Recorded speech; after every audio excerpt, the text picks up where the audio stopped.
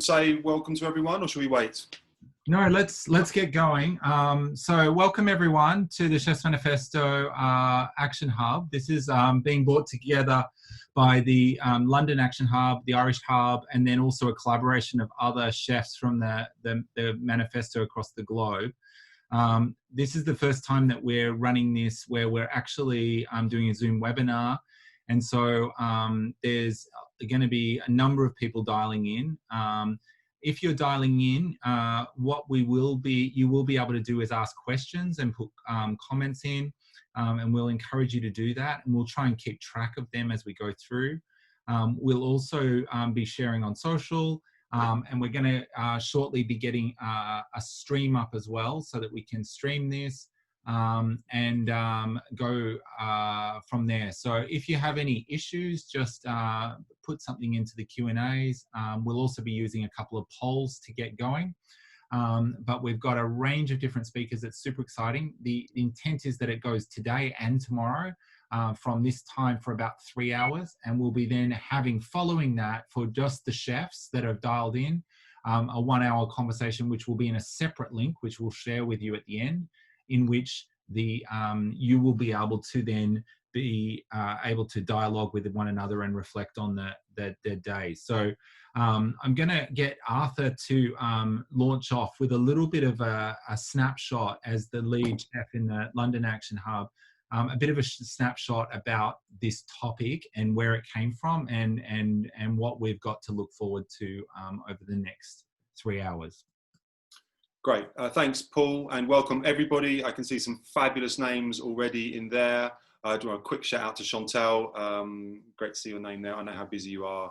Good luck with the coming weeks and your relaunching, reopening. Well, welcome to the Chefs Manifesto Action Hub event for this summer, 2020. We would love to have this in person at OmVed Gardens, where we would have had hubs hopefully from all over the world joining us. But we thought that as the Action Hub in London, that we tried to reach out to both the Action Hub in Ireland and to also our fellow chefs in Nigeria, in Canada, in India. And so the idea is that we're very much a globally focused narrative, because this narrative is born of the idea of migration, movement, and food. People and how they identify culturally with food is an important part of these times when we haven't been able to move. We thought, well, you know, let's just open this discussion up. Let's get chefs to talk about food and what it means to them, how they culturally identify and how they can support it. So we have had a lot of restricted movement, and we want to present a gathering online with foodies, chefs, and we all provide a vital link to the food systems and to the general public who, you know, eat that food. So we really want to look at the connection that food generates through the generations and into the future. And then we really opened up the doors and we thought, my God, look, migration really triggers, you know, a shift. You know, it sort of highlights the journey that food takes, and movement is an important factor to understand in the restaurant and food industry, because what we really don't understand is how much food does move, how people do move, and the importance of it all. So today we really wanted to look at how does food influence culture, how does food influence lifestyles, does it have a positive or a negative effect when food is migrating around the world? We want to look at food from the past, we want to look at food from now, and we want to look at food to the future. And how acceptable is migration, and the concept of moving. Is migration acceptable in times of peace, in times of war, in times of stress, in times of famine? We want to look at ownership of food, food perhaps moving out of Africa into other parts of the world and being repatriated and reappreciated in different parts of the world. So this is going to be a journey over the next 2 days, and welcome to everybody, and thank you so much for joining in. And I'm going to thank everyone ahead of time, all the participants, for giving their time, their knowledge and their skill to this narrative. Thanks, Arthur. So what, if you are just joining in, it'd be great for you just to, in the chat box, just let us know where you're dialing in from. It's good to see, I think Tom's just put something in there, but it'd be great for others to just let us know where you're dialing in from, just so others can be able to follow along. Arthur, did you want us to go to this video now? Well, as people are warming up and getting connected, we'd really like to introduce you to a very close friend of the Chefs Manifesto, Carolyn Steele, who is a writer, author of both Hungry City and Sitopia, 2 books that really look at food and how it can heal us, how it can heal the planet, but also how food designs cities and our way of life. So I think it'd be really good. Let's run this video and then we'll go to our first section.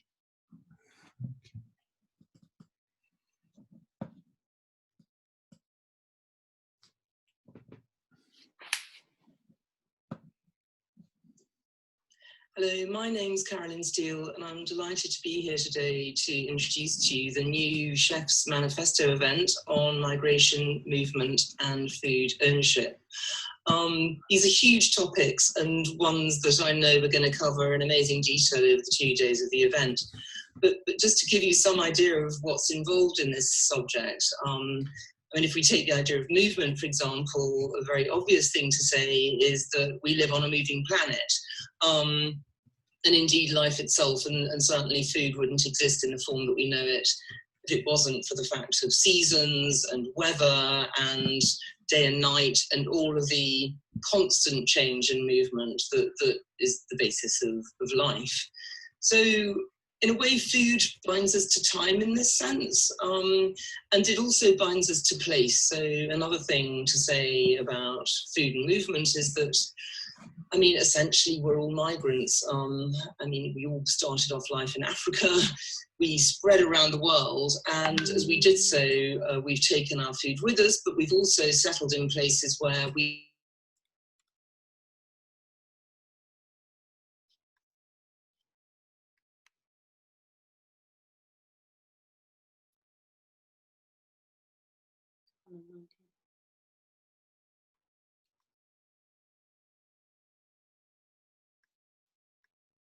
human. It's, one could say it's a sort of survival need, actually, is to feel that one belongs somewhere.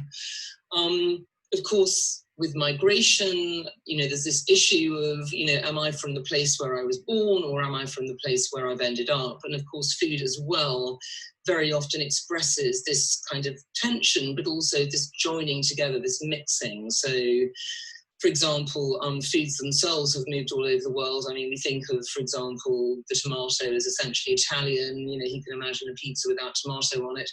But of course, tomatoes originated in South America. In fact, for the first century, they were treated as a purely decorative plant in Italy. Similarly, chili, I mean, if I say the word chili to you, you probably immediately think of Asian food. But in fact, chilies also originated in Central and South America, and they only were introduced by the Portuguese in the 15th century and then spread all the way through Asia. Similarly, fish and chips, you know, what could be more British, except of course potatoes also originated in South America, so the great British national dish. In fact, basically, I mean, if you include avocados, which came from Mexico, you know, pretty much all of us are now Central and South Americans in the way we eat. You could even say with the arrival of fast food, we're all North Americans as well. So there's a huge number of issues to do with the sort of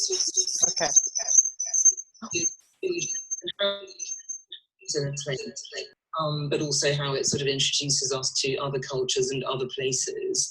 And I mean, last but not least, I think you know, it's very interesting to say that in relation to this question of where we belong, food has never lost its potency. So even though most of us these days live in cities, you know, and our food arrives from thousands of miles away often, you know, that food is still of a place. And I often say, you know, that the food on your plate is like an emissary from another world. So it makes us conscious of other lives, of other places. It joins us to those places. And in a way, it expresses this tension that we always feel between being located in a place and also being part of a global and ever-shifting planet. So I think these are hugely exciting and important issues. I could go on, but I won't, because we can talk more during the event itself. But just to welcome you and to encourage you to join this event. And I think we're going to have an amazing couple of days discussing movement, migration, and the ownership of food. Thanks a lot. Do join us. Fabulous. That's Carolyn Steele. Everyone, I do encourage you to look at her books, buy her books, and support everything that Carolyn talks about, because it's very, very important what Carolyn discusses. We need to make sure that we're traveling at a fast pace, because we've got lots of people to talk to, presenters with lots of different knowledge. So I think we're going to move straight into this, Paul. Are we ready to go to our first presenter? Yeah, Justin, just before we do, I'm just going to introduce this little carrot here. As we need to keep to time, when you see this little carrot start appearing on my screen, that means it's time to start to move along, okay? So just if any one of the speakers are losing track and they see me waving around a carrot, that's what we need to do in terms of moving along. So we'll try and keep things dynamic and moving. But if anyone gets a bit carried away, we'll bring that in. Also, just to say, we're live on Facebook as well. So if you know people that you think would be benefiting from this, if you want to look at it, it is live on Facebook at the moment. We also are recording. So I'll now let you take it away, Arthur. Great, thank you very much. So the Action Hub in London and the Irish Hub and brothers and sisters over there in India, Africa, would like to present the first discussion on the migration and movement of food. And we're going to invite Lizzie Collingham to come in, so hopefully she can unmute and get her screen running while I'm introducing. The idea is that we really need to kind of put this into context as to where we are now. And we made a rather cheeky approach to Lizzie Collingham and said, Lizzie, would you please come and tell us everything that you know in 30 minutes about the history of food or the migration and movement of food? And of course, we've got just enough time to hopefully get a snapshot of what Lizzie knows. But Lizzie, perhaps you could just give us a very, very quick introduction as to your, I mean, you've got a couple of amazing books, you're writing one at the moment, I know, and then we're going to go into a little bit of a Q&A session. So this is not really a presentation, everyone. This is a question and answer session between Lizzie and I, with Lizzie hopefully doing most of the talking. So hi Lizzie, and welcome to Chefs Manifesto. Hello, thank you very much for inviting me. It's great to be here, well, to be in my little study and talking to you all. So who am I? So I started off life as an academic. I did a PhD on the British body in India, which got me interested in food. So I actually happened to have one of my books, so that was my first trade book on curry, the history of the British relationship with India and their food, and in a way, how the British appropriated and took over Indian food and made it their own. So that's what curry is all about, and that's where, you know, no self-respecting Indian, as far as I know, they might put me wrong for people who are listening, actually cooks or eats curry. That's a British thing. And then I wrote a book on food in the Second World War, the global history, very depressing, about how food is used as a weapon. And then I've written more recently, that's a book called The Hungry Empire, about British food and how it moves around with trade and so on. And there, I think that's probably why one that's most relevant to what we're talking about today, because I take 20 meals, and each chapter begins with a meal and describing who's eating it, what they're eating, and then I try to unpick how that meal was made possible in each chapter. And so in a way, that's my point. Every meal, no matter what it is, it can be, you know, a hamburger or a lovely slow-cooked lamb shank or a stew. Every meal tells a story. You can unpick the ingredients, who's eating it, how they've made it, and work out a story of cultural interchange, of movement of people and foodstuffs. And so that's my approach to food, that every meal tells a story. Well, so Lizzie, stories are what are told on the plate every day, and chefs tell stories through their cuisine. But some of these stories, perhaps we don't actually know how we're telling them or why we're telling them to the degree for the ingredients on the plate. So could we let's just go back a little bit and look at a historical context. How important has trade, migration, and the movement of food been in shaping our food systems and our cultural identities today? Well, I think Carolyn was spot on when she mentioned in her introductory video, all these foodstuffs that have moved around, like tomatoes being absolutely central to Italian food, chilies to Indian food. And that really happens with what historians have called the Columbian exchange. So that's the first really vital thing that happens to food and migration and so on. The really important process that you can highlight. So from 1492, when Columbia so-called discovers America, you get this enormous interchange of food. And the Portuguese, of course, extremely important because they're one of the first European exploring nations. Sorry, so Christopher Columbus, is that why Colombia is called Colombia? Because of Columbus supposedly finding it? Is that? Yeah, yeah. All right. So Christopher Columbus leaves Europe, heads to the South Americas, and he lands in the Caribbean. Okay. The first place is, I think, it's Haiti, isn't it? That he's the very first island he comes to, and he set off. He's funded by the Spanish, and he's trying to find a sea route to India. He wants to go to India, and when he lands there, he says, I found an outer island of the Indian continent. He's determined, and I think he died still claiming he must have found India. But of course, that's not so. But the Portuguese are also exploring, and they discover that you can follow the if you take the winds that blow you west first, you can make a loop around Africa and get to the east and actually get to India. So the Portuguese, Vasco da Gama leads a voyage in 1498. They arrive in India, and then from then on we get this enormous traffic of Spanish and Portuguese, and then the Dutch and the British join in, ships trading around the world, setting up empires, occupying territory, claiming it for their own. And then they start moving foodstuffs around. So the Portuguese, who take maize to Africa, and then that very quickly, maize is perfect in West Africa because it fits the niche in between more sorghum and millet. So there's this hungry gap in the year when you kind of run out of your stores, and you've got to wait for the next crop to come in. And maize fits it perfectly, and because you can grow 2 crops of maize in the same time, and so it enables people to have more food and fills the hungry gap.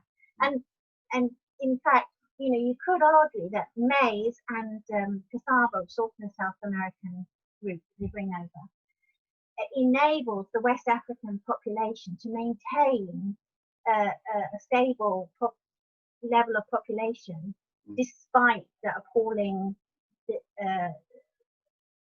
movement of people. The slave trade and taking out so millions and millions of Africans to be taken across. And of course, so you've got that, and then maize actually becomes, Africans quickly forget that maize isn't their crop. They integrate it and they see it as their crop. And in Nigeria, you have maize gods, and maize decorates pottery, and in East Africa they will talk about maize as being the ancestral food. It becomes theirs, it becomes African. And in India, chilies are really good. So the Portuguese bring chilies really early on. By 1510, so 20, 30 years, chilies are growing like crazy all over the place in southern India. And they're really good because they replace long pepper. Now the problem with long pepper is it goes moldy quite quickly. Chilies can be kept, they can be dried and kept. So chilies replace long pepper very fast, and they become absolutely integral to Indian food. And it's the Marathas who could take it up north and introduce it to northern India. And in fact, chilies follow this incredible route because then they go up north and they eventually get into Hungary and back into Europe, so that the Europeans think that chilies come from Hungary, but actually they come up via India and they're really South American. So foods just travel around and people integrate them, they make them their own. I mean, in Goa, my favorite tipple in Goa is something called feni. I don't know if you've ever had that. It's delicious. And it's made with the cashew nut flour. Cashews come from South America, but that's Goan tipple. You know, it's become part of Goan identity and Goan culture. So all of these things, all these foods travel around. Potatoes. I mean, Irish people think they're Irish, okay, but they're not. In fact, they're South American. Of course, they grow in the Andes, and that's another interesting thing. So the Irish make potatoes their own. Then the Irish emigrate after the famine to North America to look for a new life. They bring their potato eating culture with them, and the North Americans often refer to potatoes, white potatoes as opposed to sweet potatoes, as Irish potatoes for a long time. Peanuts, same thing. So peanuts get taken by the Portuguese across to West Africa. They're grown a lot in West Africa because they're good food to put on slave ships to feed the slaves during the Middle Passage. They get integrated into the slaves' gardens. So the slaves were allowed to keep little gardens in little private plots of land to help supplement their appalling rations in the Caribbean. And then they grow peanuts in their plots. And then people think that, and then peanuts come with the slaves to the Carolinas. When the slaves have come across with the white settlers, they bring their slaves with them. Peanuts grow there, and people think that peanuts are West African, not South American. So things become integrated, they become part of your identity, they are who you very quickly, and people forget very fast. But if you start unpicking, you can see these amazing journeys. And sugar, of course, is the most incredible thing. So sugar, of course, comes from New Guinea, it goes across into India. In the 3rd century BC, the Indians work out kind of how to make what they call stone honey. So they're obviously refining the juice into some kind of sugar. The Arabs in Iraq, during the Abbasid Caliphate, learn how to refine sugar really well. You have to boil the juice 3 times and clarify it and so on. The Arabs then take sugar refining and sugar cane to the Mediterranean and Spain. The Spanish and the Portuguese take sugar to the West Africa and the Atlantic Islands. Then they take it to Brazil. And then British English settlers to the Caribbean discover sugar in Brazil and take it to Barbados, and you get the whole sugar thing. Wow. And it's incredible. This is unbelievable, Lizzie. I mean, I think this is why we needed to start this story, because food has been a huge positive, but it's also been a huge driver of populations of people around the world. Absolutely. But so let's put this into sort of a quick timeline. So potentially the Portuguese and the Spanish, they leave Europe and they head to the Americas. They start pulling in, like you say here, the sort of the Columbian exchange. We've got potatoes, we've got chilies, we've got peanuts, we've got all of these ingredients that today we hardly even know where they're from, practically, because everyone's kind of culturally appropriated them. Now, what has that done then for obviously there are positives and negatives. And of course we have this, who benefited the most from food being moved around. I appreciate you had the Spanish, trading, the Dutch trading, the Portuguese trading, the British trading. That has obviously built up huge wealth, and food has then been associated with, we should probably talk about coffee, tobacco, and chocolate. These are huge and powerful tools for countries to use. Should we talk a little bit about that, about the power of food and moving around? Well, I think the power of food really comes back, you have to start with slavery, the West African slave trade. Yeah. So the slaves are taken by Europeans. Slavery and sugar is first associated with the West African islands, Sao Tome and I'm probably mispronouncing it, and Principe. That's where the Portuguese introduced sugarcane, and they also start using slave labor in order to grow their sugar. And so the slave trade, the slave principle of growing sugar on a plantation then gets taken across to Brazil. And then when it's grown in the Caribbean, that's where it really takes off, this whole slave trade and the appalling use of slave labor in order to grow sugar. So sugar is really responsible for, at the root of a huge displacement of people around the world. Yeah. And then, of course, when slavery is abolished in 1836, it's Indian indentured laborers. So obviously, many of it's labor, because sugar, obviously they needed to make it as cheap as possible, and it drove trade around the world. But let's I mean, what's interesting is at the moment we're probably at one of the most delicate times socially in the world, where people are identifying with the terrible movement of people around the planet, and we have to be, I think, an understanding that we are going to talk about that, and amongst the chefs, and we've got people from all over the world in this conversation. So let's just try and keep it to food if we can, because I appreciate that food has driven that and has been a part of that. But I'd like others to discuss this, because I think other people in this discussion have got, potentially more to say. So let's move on from that. But let's get into ingredients from India, ingredients from Africa, and how they've been culturally appropriated or identified with by different other cultures. I think it's really interesting. Well, I think. It's really hard to separate food and people. Yeah. But for example, well, when you talk about appropriation, let's think about it. So it's very interesting, because food. The point is, food and identity carry so many charged meanings. So when it's ideological, it's political, it's community and identity. So, for example, when the first English settlers go to New England, they've left England because they're hoping to become yeoman farmers, independent yeoman farmers. They can see that farming is becoming more difficult, and so in Britain they want to become yeoman farmers. So what do they want to eat? They want to eat beef and wheat bread, but those things are beef. They manage to bring cows, but wheat actually is quite difficult to grow in the circumstances of New England. It's densely forested. They don't have enough labor to pull up all the trees, certainly not to pull up all the tree stumps. So they end up doing what the Native Americans do, which is grow maize in between tree stumps and grow beans and squash in between that. And it's kind of making messy gardens, which they first pour scorn on when they first arrive.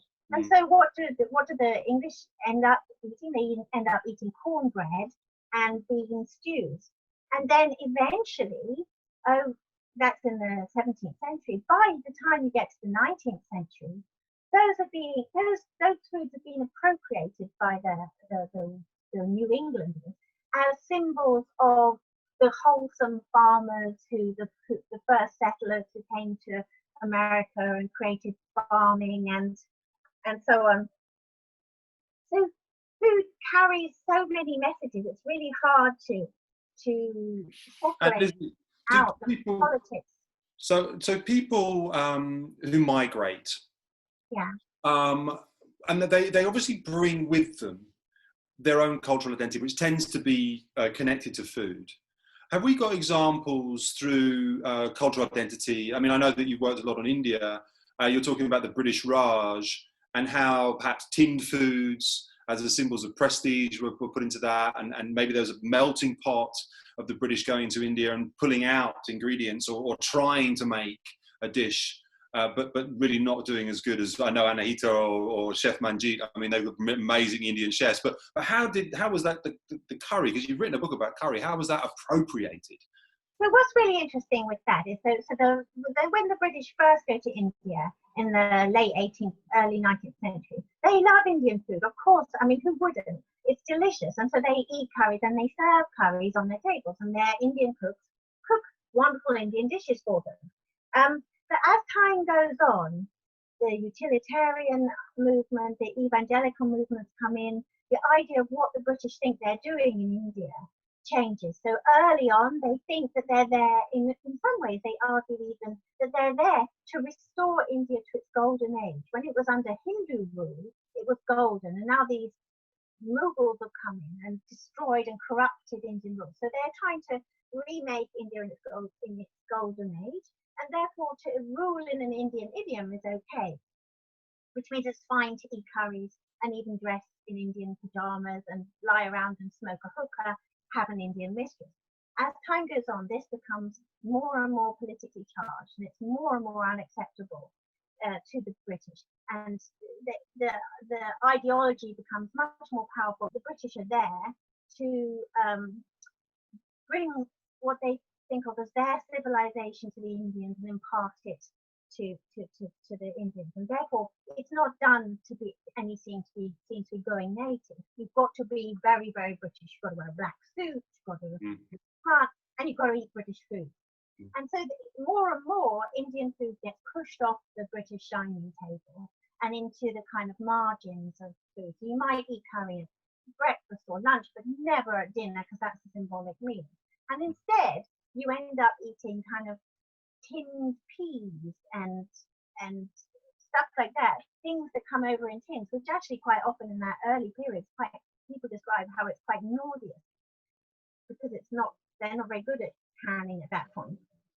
Or Huntley and Palmer's biscuits, or Cross and Blackwell jams. Those are kind of prestigious foods that you put on your table to demonstrate how very British you are, and that then has a certain prestige within the British Raj. But at the same time, they do love Indian food. So when they come back to Britain, they want to replicate the food that they like. So in the early period, they write down recipes. They even bring their cooks with them to London and so on. And spices are imported. You can get individual spices from chemists and so on. And they try to replicate those dishes, and it's quite wonderful that one of the early recipes, you're supposed to roast your coriander seeds on a shovel over the fire. So they're trying to replicate something that you would do in India and so on. Roasting the ingredients. Yeah, roasting the spices and then crushing them and putting. Well, because then the British, I mean, I don't know for other chefs around the world or people watching in from Brazil and from Africa and everything, the national dish of Britain now is a curry. Yeah, exactly. So what happens is, over time, this doesn't really work so well. So they say, okay, there must be some easier way to do this. So they come up with curry powders. They come up with curry recipes for curry powder. And they say basically it becomes this kind of generic thing. So you fry some onion in butter, put in the curry powder, put in some meat, put in some water, and make a kind of casserole, a curry flavored casserole. So I went to an Indian chef's restaurant once, and we tried several of these recipes out together, and they're really awful. If you compare, one of the worst things that they did was that they tended instead of putting the spices in the butter to fry it first, which gives it a nice flavor, they put it wet into the wet stew, and then you get this kind of awful raw curry flavor. Oh, yeah. So raw spices. So it was really fascinating to follow the recipes quite carefully and see how they come out, and they come out very bland and so on. But you get three in the end. What the British have is three forms of curry powder. They have a mild, a medium, and a hot. And the hot has lots and lots of chili and is kind of blowingly hot. The mild is kind of very boring.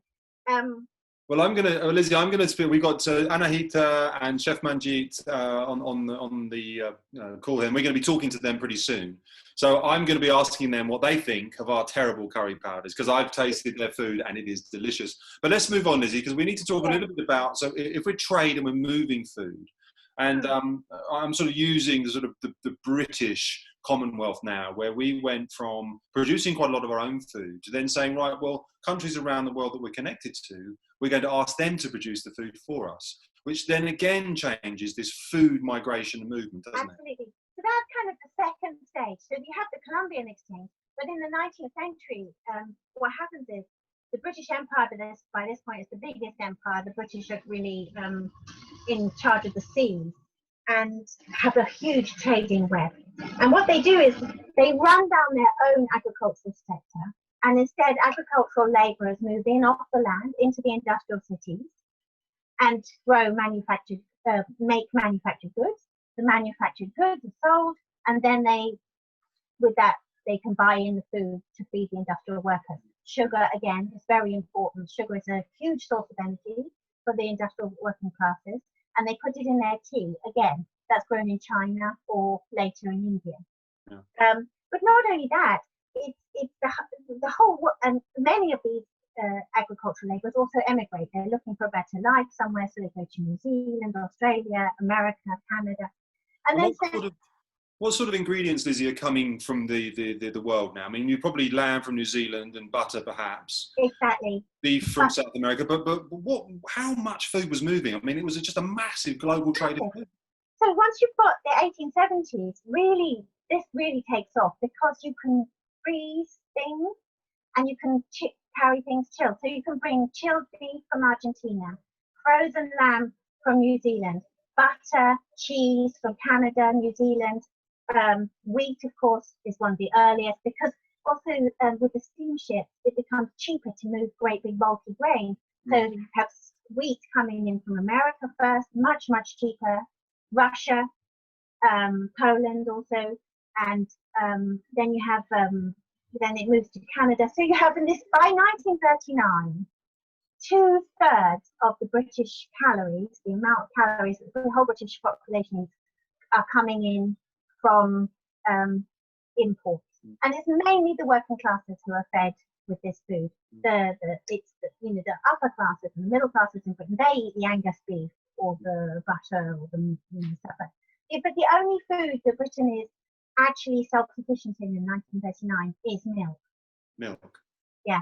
So they have like dairy cows, and they're bringing in also a lot of fodder to feed and meat. Meat's the other major thing that they're producing for the middle classes, and so they're bringing in a lot of food from Canada and America, wheat and soya and stuff like that. So it's an amazing food. Basically, Britain has given up on growing its own food in 1939, and during the war, you can really see who's benefiting the most. The hierarchy of who benefits really comes through during the war. So, of course, it's the Americans first during the Allies, but then it's the British, and it's the British civilians who come first. So they're the real ones who are really protected. So in 1943, Churchill decides, in order to protect the imports coming into Britain, and in order to be able to feed the troops in North Africa, because at that point they've invaded North Africa, that he will cut Indian Ocean shipping by 60%. And what that does is it leaves East Africans, the Mauritians, who are entirely dependent on food imports because they grow sugar, right?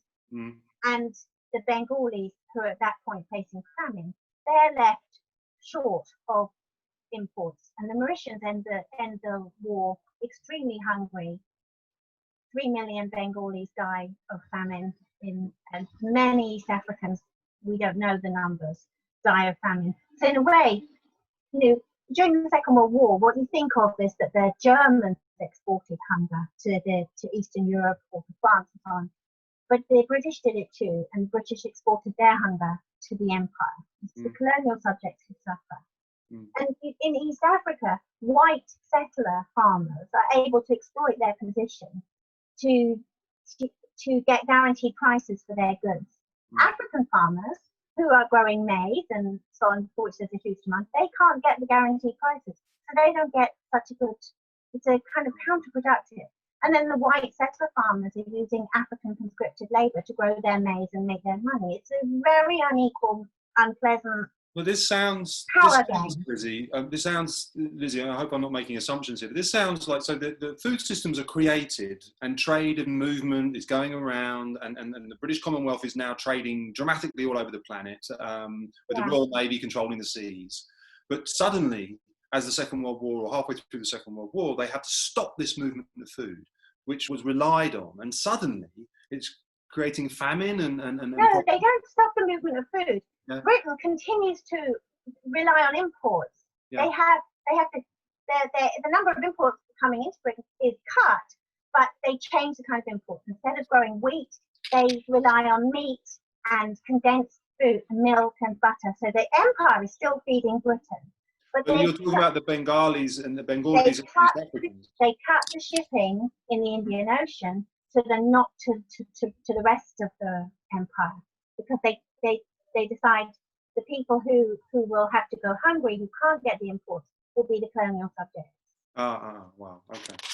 Well, look, you know, we're probably we've got about 5 more minutes, Lizzie, and I think we need to get to the point now. So we have come through 500 years very, very quickly, from the Colombians, from the Colombian exports to the Spanish and the Portuguese moving food, to the British Empire creating this Commonwealth, the Second World War kicking in and really disrupting the food systems and trade around the planet, leaving behind either positivity or negativity. But what we're trying to do is, I think, as chefs and the Chefs Manifesto, is look that we understand that food is moving and has been moving. Migration and cultural identity has been associated with that. But what are the biggest learnings? And if there were mistakes, how could we not move into the future with them? And I appreciate perhaps you're not a futurist, you're historical, but what have we learned, and how as chefs or as people of the planet to do now that we shouldn't have done? I'm not very good. I'm not the person, Carolyn's the person to ask about how to remedy movements now, because I'm not such an expert. But one thing I would say is that what I really take away is, I don't know if you've all heard of John Boyd Orr, who was a nutritionist in the 1930s. He was very important during the Second World War.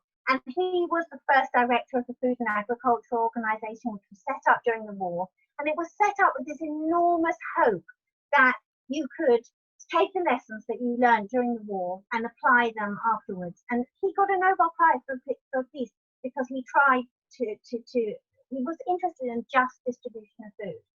And it's a bit utopian, maybe, and maybe a bit naive.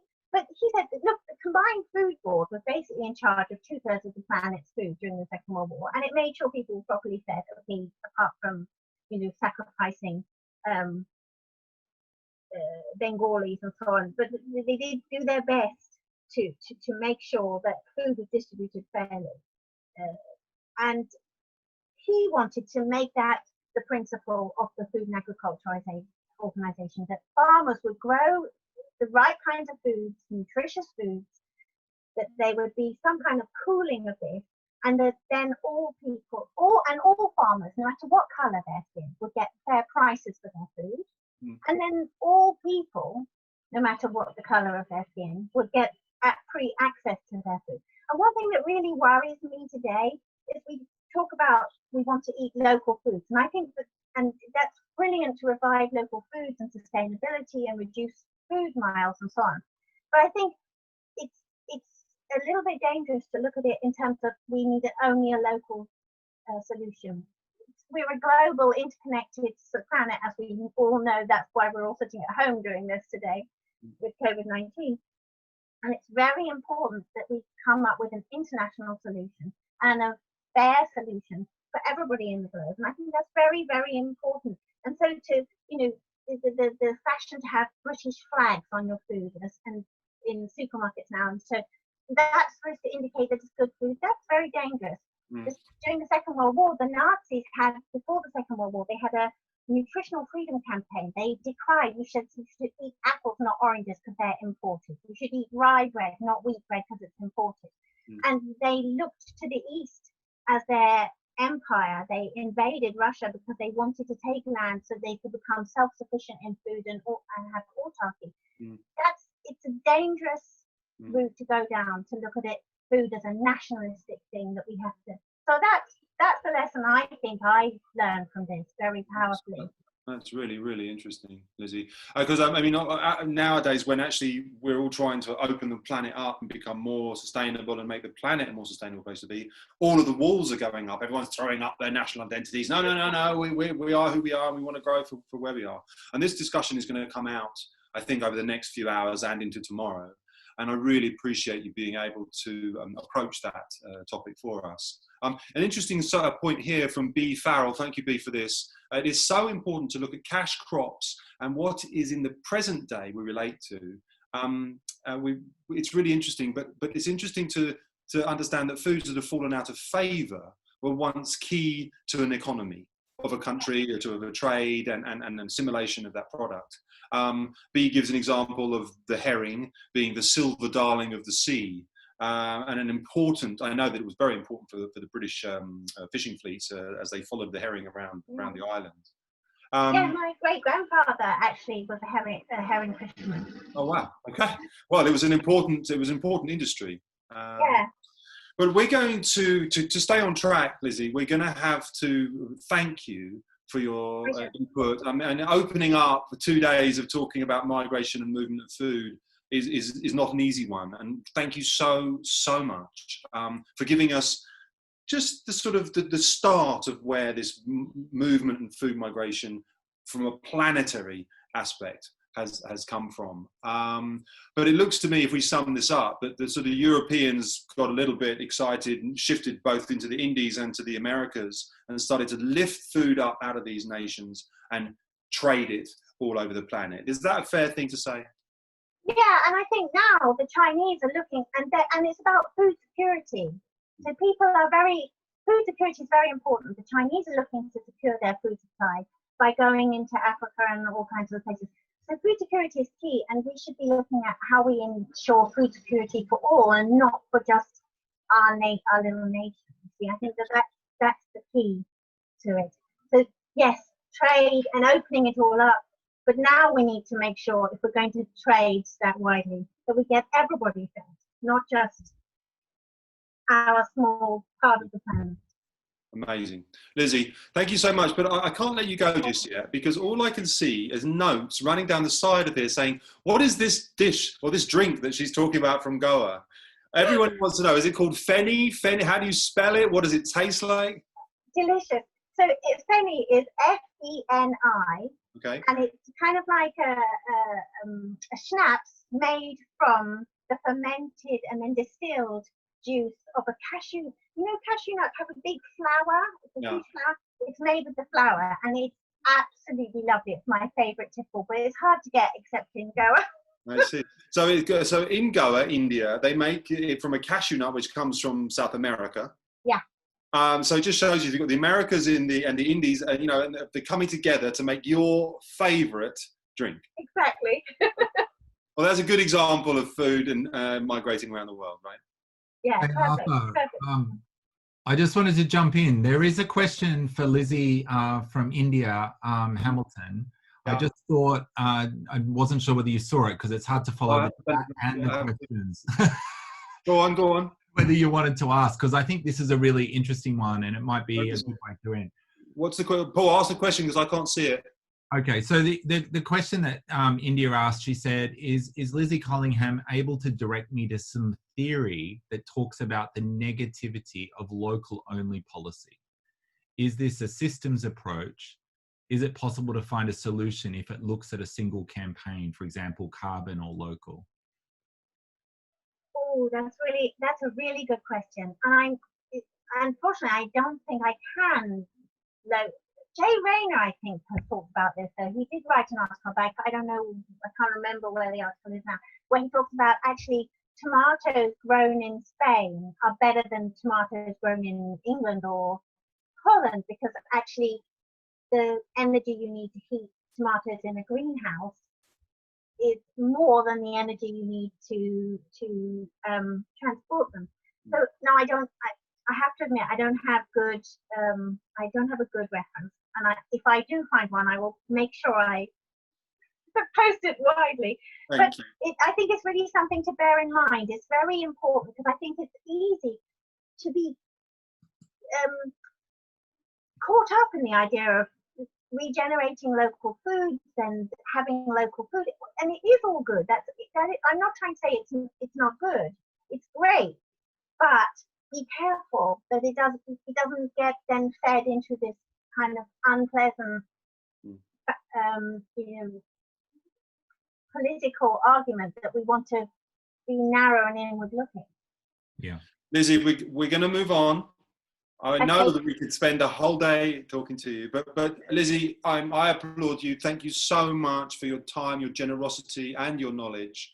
I hope you can stick with us. I don't know if you ever want to drop in a question, or we can refer back to you. But for now, thank you so much for helping us launch this Chefs Manifesto event. So thank you so much, and goodbye.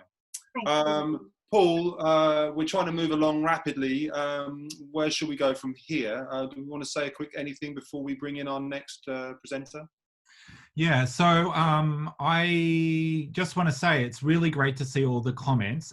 Just a couple of logistics. If you are responding to the comments, there's a little blue box above the chat where you can say all panelists and attendees, or you can send direct messages to people, or you can send direct messages just to the speakers.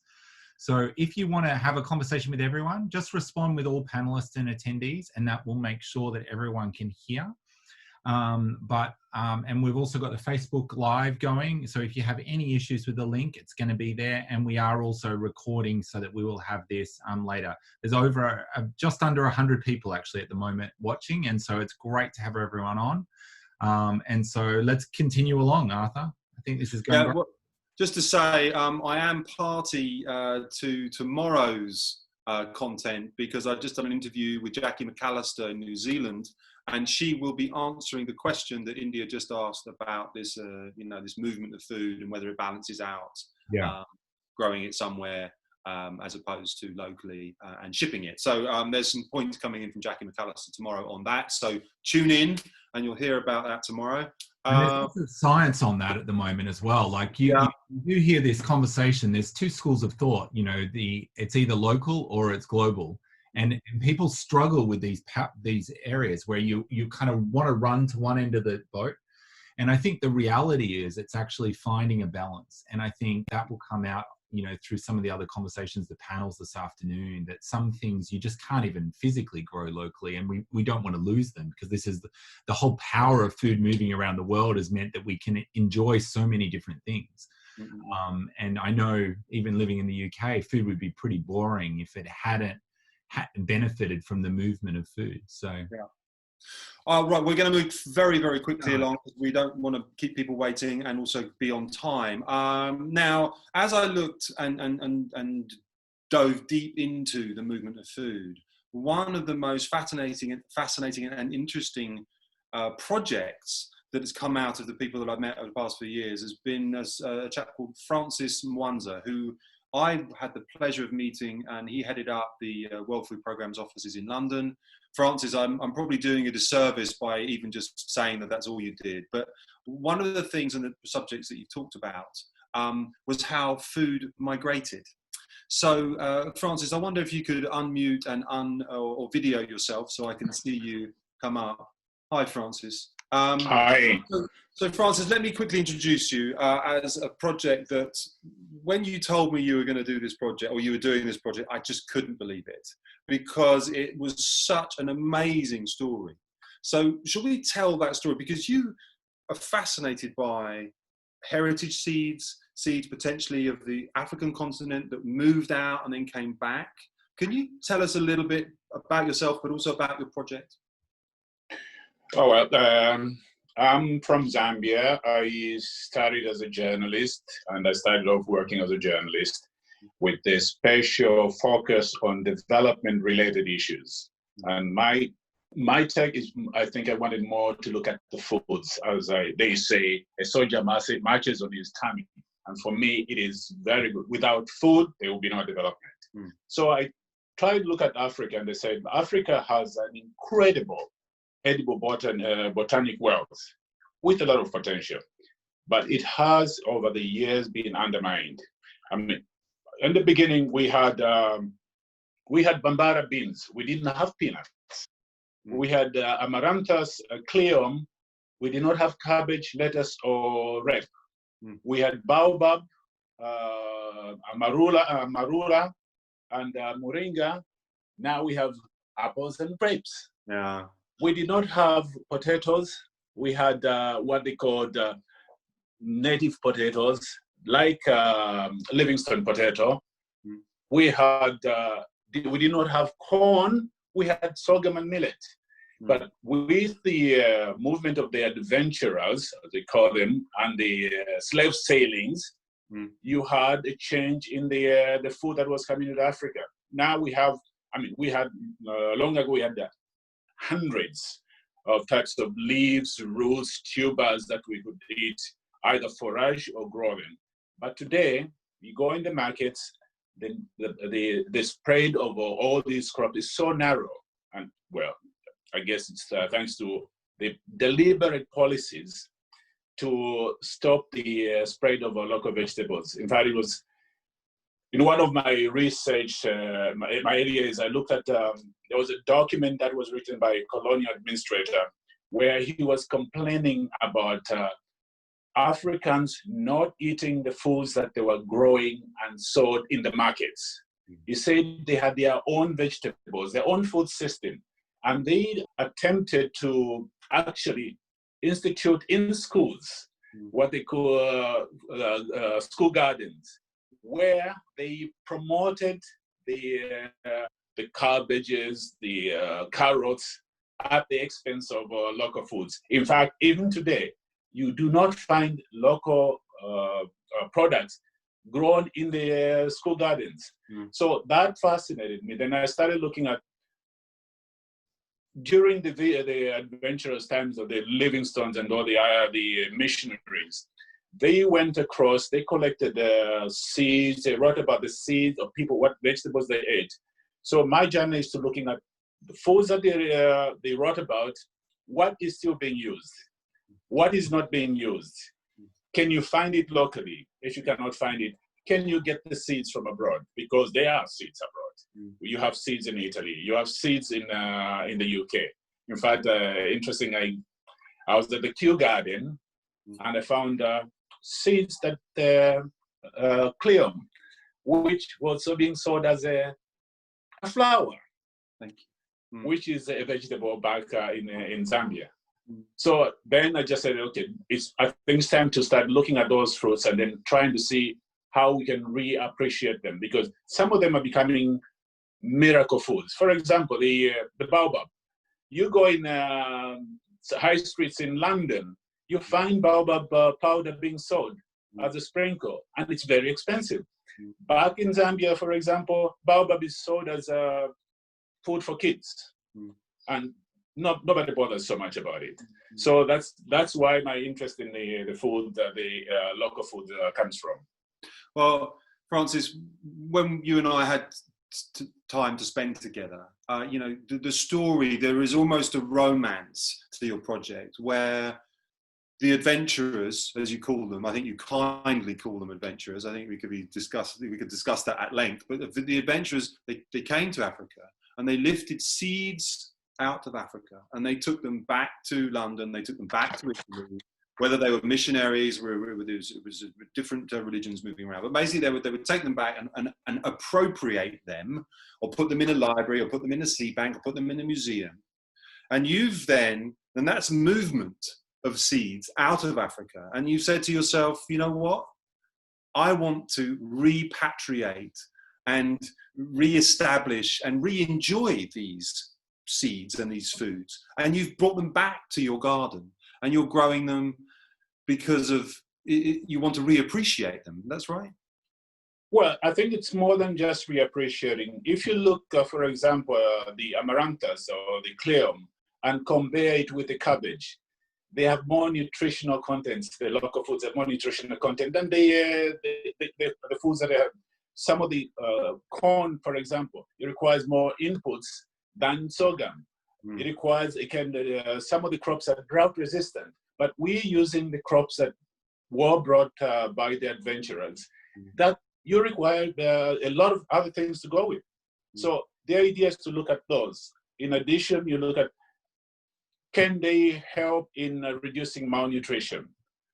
A lot of these foods can do that, but we need to embrace them. You need the government institution to have policies that direct the use of these commodities. When I was growing up, we had a food pyramid, which had local foods and the food pyramid.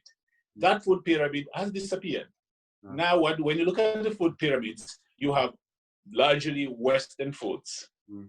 And it doesn't work. And if you want to improve the availability of food, you need to appreciate the different food systems.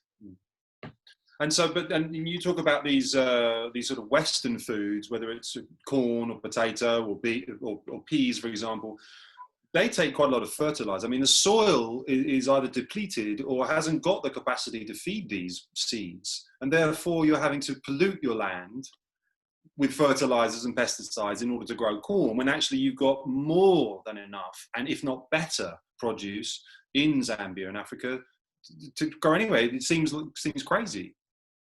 Yeah, I think even worse is that when you're looking at the seeds, you have hybrid seeds that are sowed.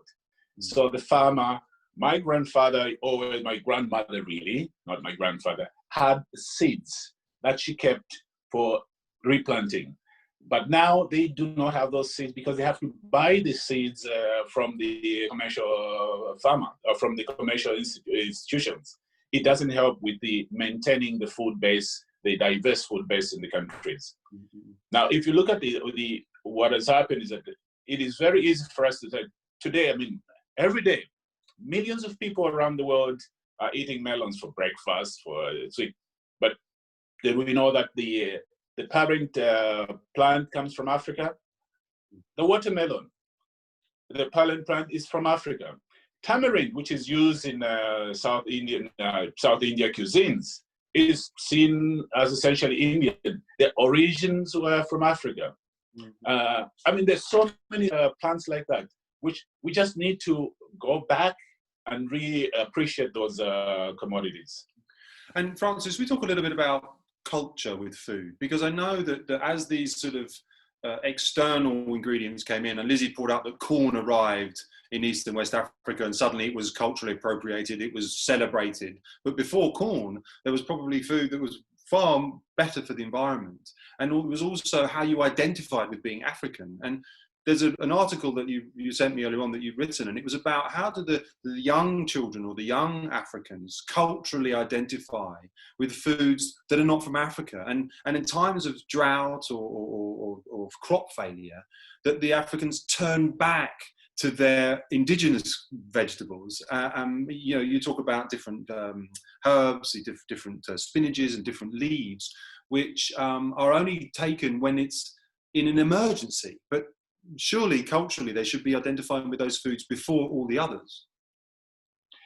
Well, it should be, but as is indicated, I think what had happened was that the forcing of having one unique Western-oriented food system made it impossible for appreciation of the local foods, because they were told these are poor man's food. So people wanted to associate themselves with the more wealthy. They want to, so they will eat things that are really, and they did not understand fully how they help them. But I think now it's beginning, there's a movement where people are now going back to the local foods. For example, we never had these broiler chickens. You never had the locals buy broiler chickens. It was what they called village chicken. It was more nutritious. But today, I go in the village, they say, oh, we want the broiler chicken because it's softer. But nutritionally, I'm sorry. So we have a system where the people started looking down on their own foods. And they only go back to them when they're desperate. But I think it's need to look at it. Use the foods, not only when you're desperate. So when we talked about your project, Francis, and I just want to come back to your project before we have to sort of move on, which I'm terribly sad to do, because I love hearing your stories. You tell everything so brilliantly. You've taken seeds from Kew Gardens in London and from Italian missionaries in Italy. And you've almost, people have been engaging with you and saying, hey, look, we found some seeds from Africa that an Italian missionary brought back, or Kew Gardens are willing to give you some seeds that were taken from Africa, and you've taken them and you started growing them. Can you tell us a little bit about how you found these seeds and what seeds they are? Okay, I think I may not go too much the details in all the seeds, but what I'm trying to do is basically, I bought a piece of land, which the idea is that all the seeds that I'm collecting, I'll replant them, but it had not a farm. It has to be grown wild, and with an opportunity to let kids from schools come and experience the foraging of those crops, whether it's fruits, the vegetables, and it's basically, I mean, it's wild. I'm talking about lots of different types of fruits, different types of vegetables. Just to give you an example, in Zambia at one time we had more than 1,500 types of vegetables, down to 256. Now you find in the markets it's a dozen. It doesn't make sense. So if you have an opportunity to engage with all the local foods in one place, where you can more like kids can go and learn about the local foods. That way we start a movement where they start reappreciating their foods. And so how do we communicate now with the future, Francis? Because, you know, as we move on, you know, we've got the barriers going up. The world sort of says, well, I'm here and I'm British, or I'm Guatemalan, or everybody wants to have their own part of the world. But surely we need to have learned that it's important that we communicate about our culture and our identity through food. We have food where it's grown, especially vegetables, much healthier to be grown locally and needs to be moved less. But what do you think we should be saying to the next generation around cultural appropriation, around understanding foods in Africa and why they grow so well there, because obviously they're African? And what should we be doing? I think for a start is we all agree that the current food system has failed. There's no question about that.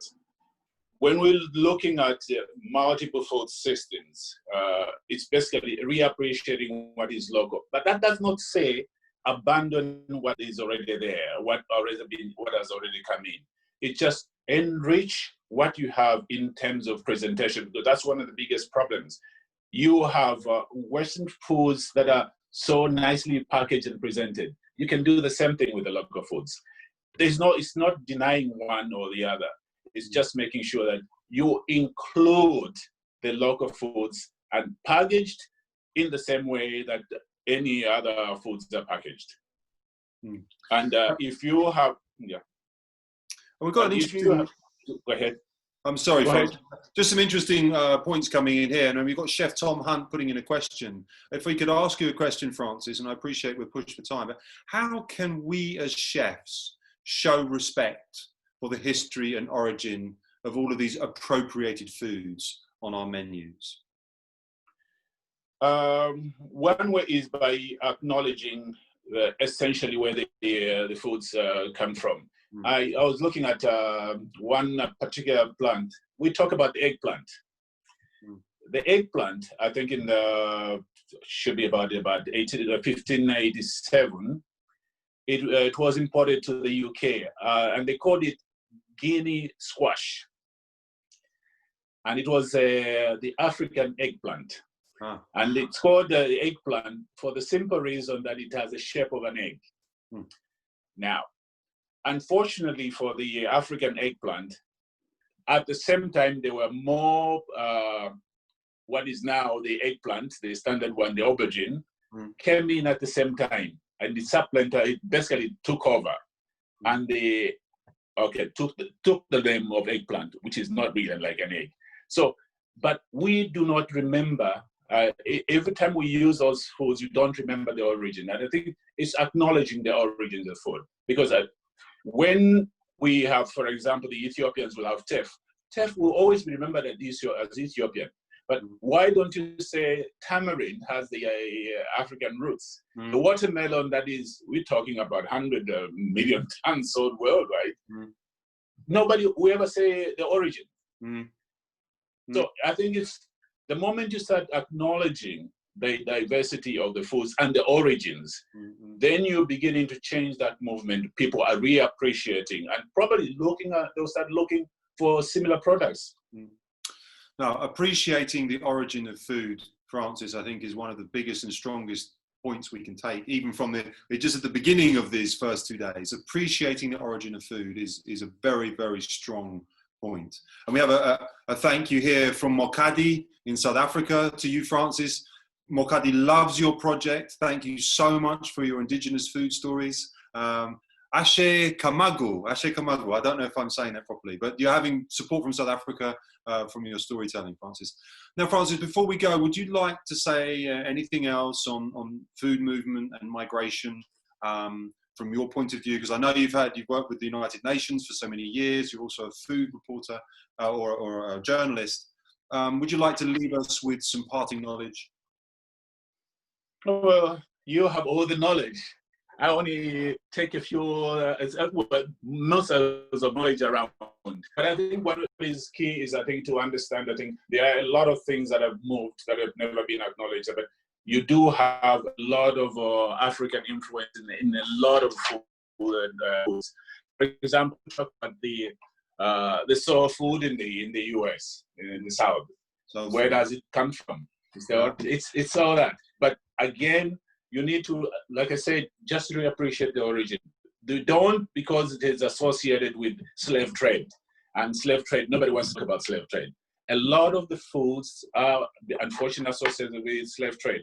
But I think let's move beyond that and just take the food as they were and how we can use and appreciate them better. Francis, as always, it's so fabulous to see you and to hear you and to share your stories. I hope you can stay with us, and I look forward to talking to you again in the future, Francis. It's so good to see you, and you're looking so well. So keep up the gardening. Thank you. Thank you. Thank you. Thank you for allowing me to talk to you guys. Okay. Thank you. Okay, Paul, how are we getting on? I hope everyone's enjoying this. Looks like there's some really good stuff coming through on the questions. Yeah, no, it's been an interesting conversation. And I think, the idea of how do you turn the history, the story of where things come from. And sometimes when they come from a journey as well. They have an origin, but they have a journey, is really challenging. And I don't think there's a simple answer on that. But I do think that the beginning of it is to understand.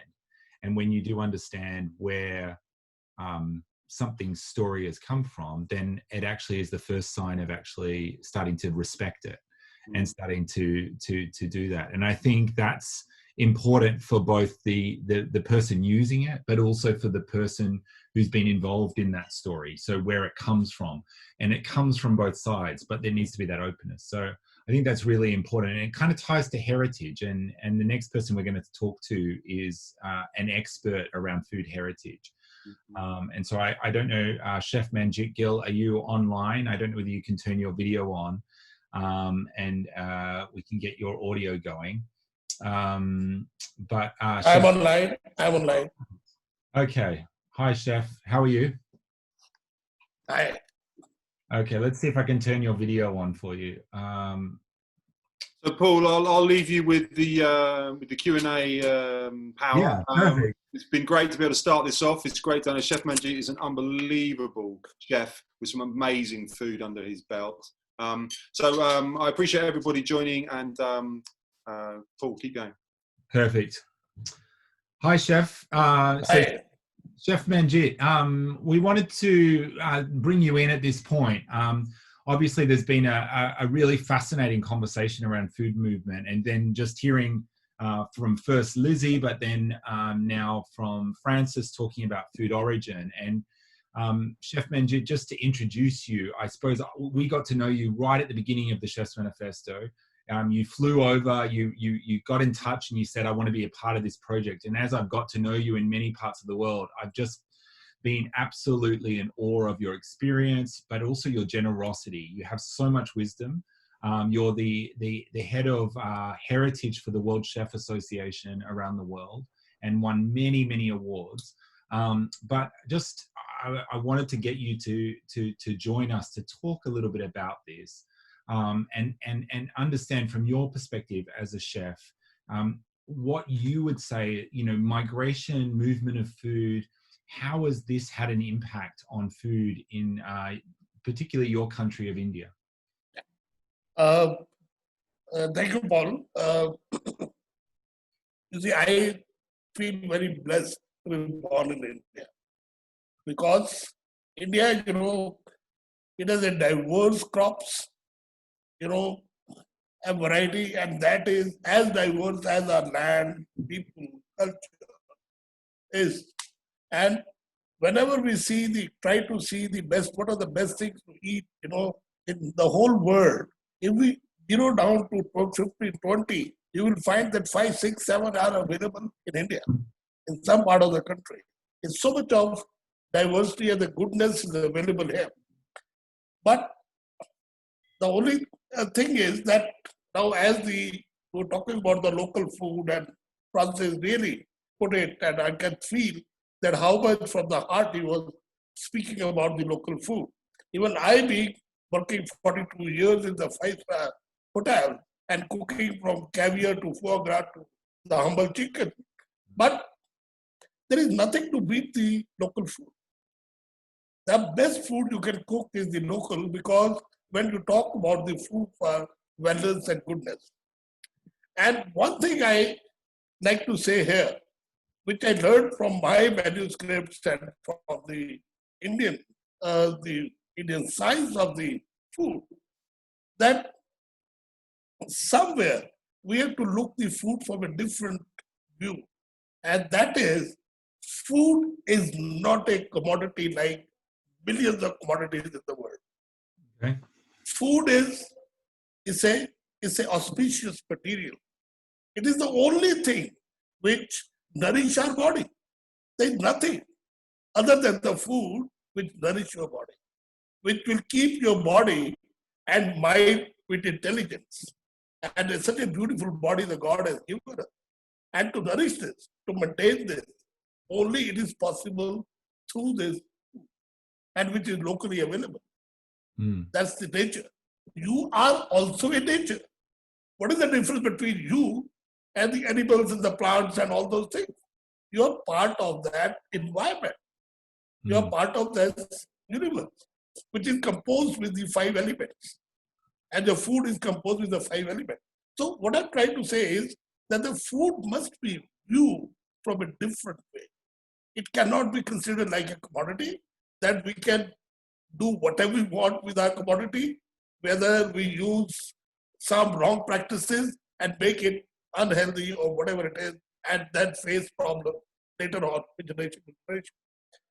Like about some grains, we are talking about the seeds, we are talking about the forgotten seeds and the forgotten grains, but where they have gone?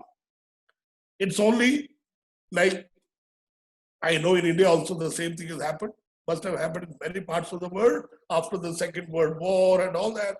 There was a food problem. There was a famine. There was a lot of rations were put onto the food in many, many countries.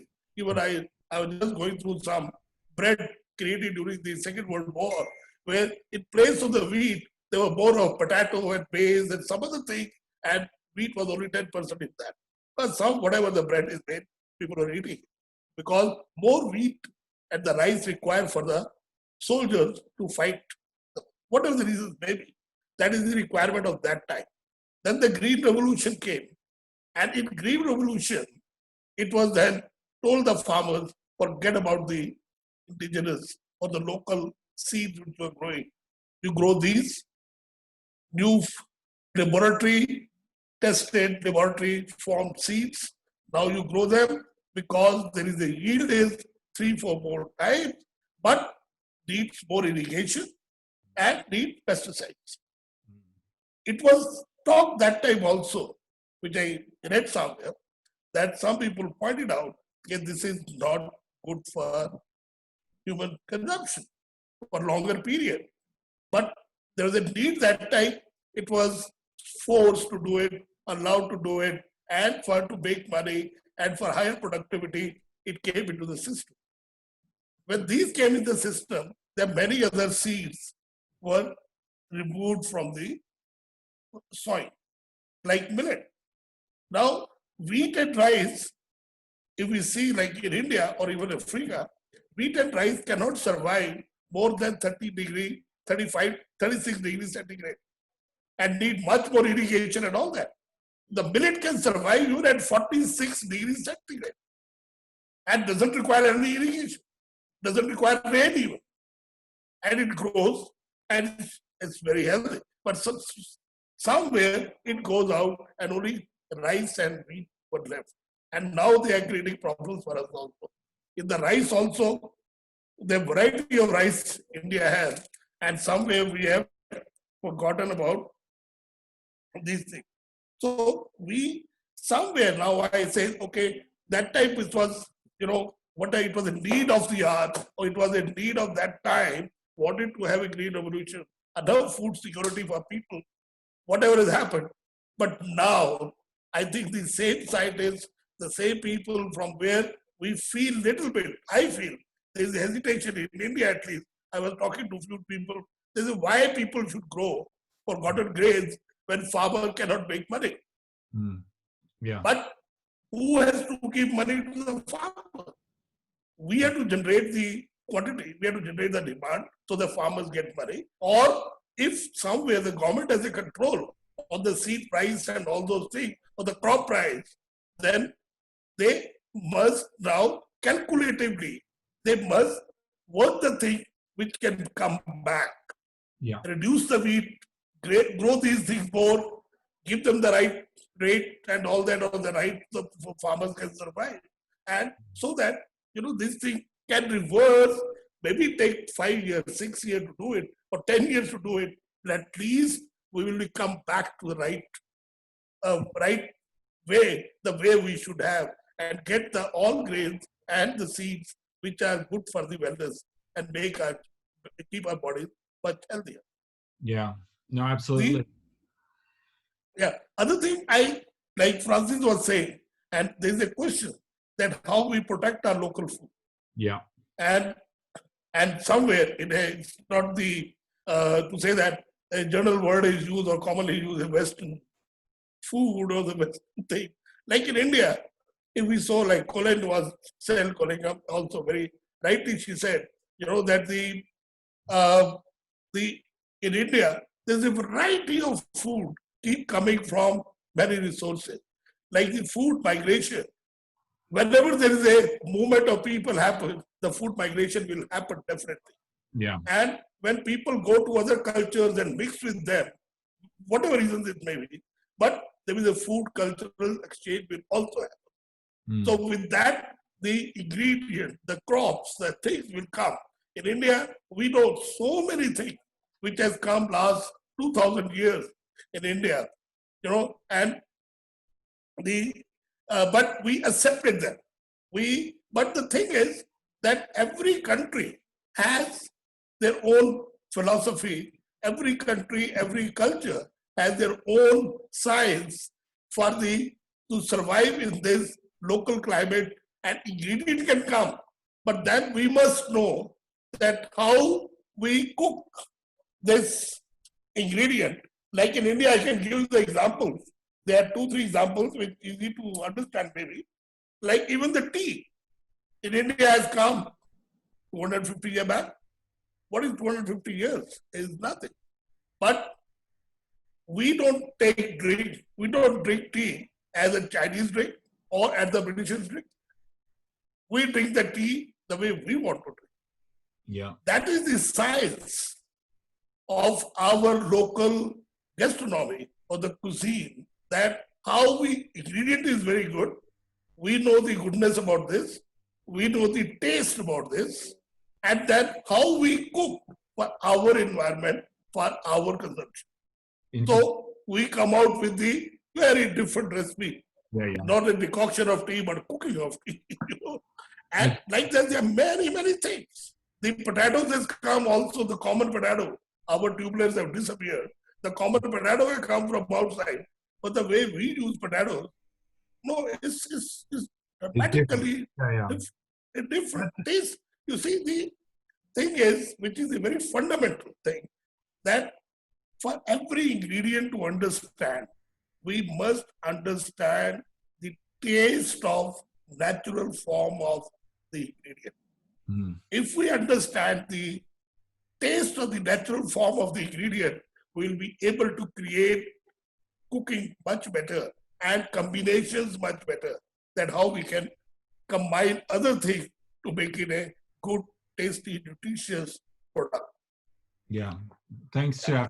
So we have one question here. I think what you were raising about the way that we see an ingredient is shaped by where we come from, but how we use that ingredient is also shaped by the different space. There's a question from Martin, which is, what is your view on the liberalization of GM seeds in India? A liberalization of? Genetic modified seeds in India. I disagree with that. It should not be there. It should be banned. But now this is the political reasons, maybe the whatever reasons, they are doing it, but it is absolutely wrong. It's not right. India has enough to eat, and it is realized also only biodiversity will have the food security. Thus, by increasing the yield of items is not going to give the food security. Food in India also, today also, the food is rotting more here than why to increase the unnecessary GMO and all those kind of food. There's no need. Well, thanks, Chef. This has been a real treat to hear from you. I'm sorry. Oh, yeah, go, Arthur. I'm really sorry. Chef Manjit, one of the most amazing questions has just come in from Gayatri Peshawaria. Gayatri. Gayatri.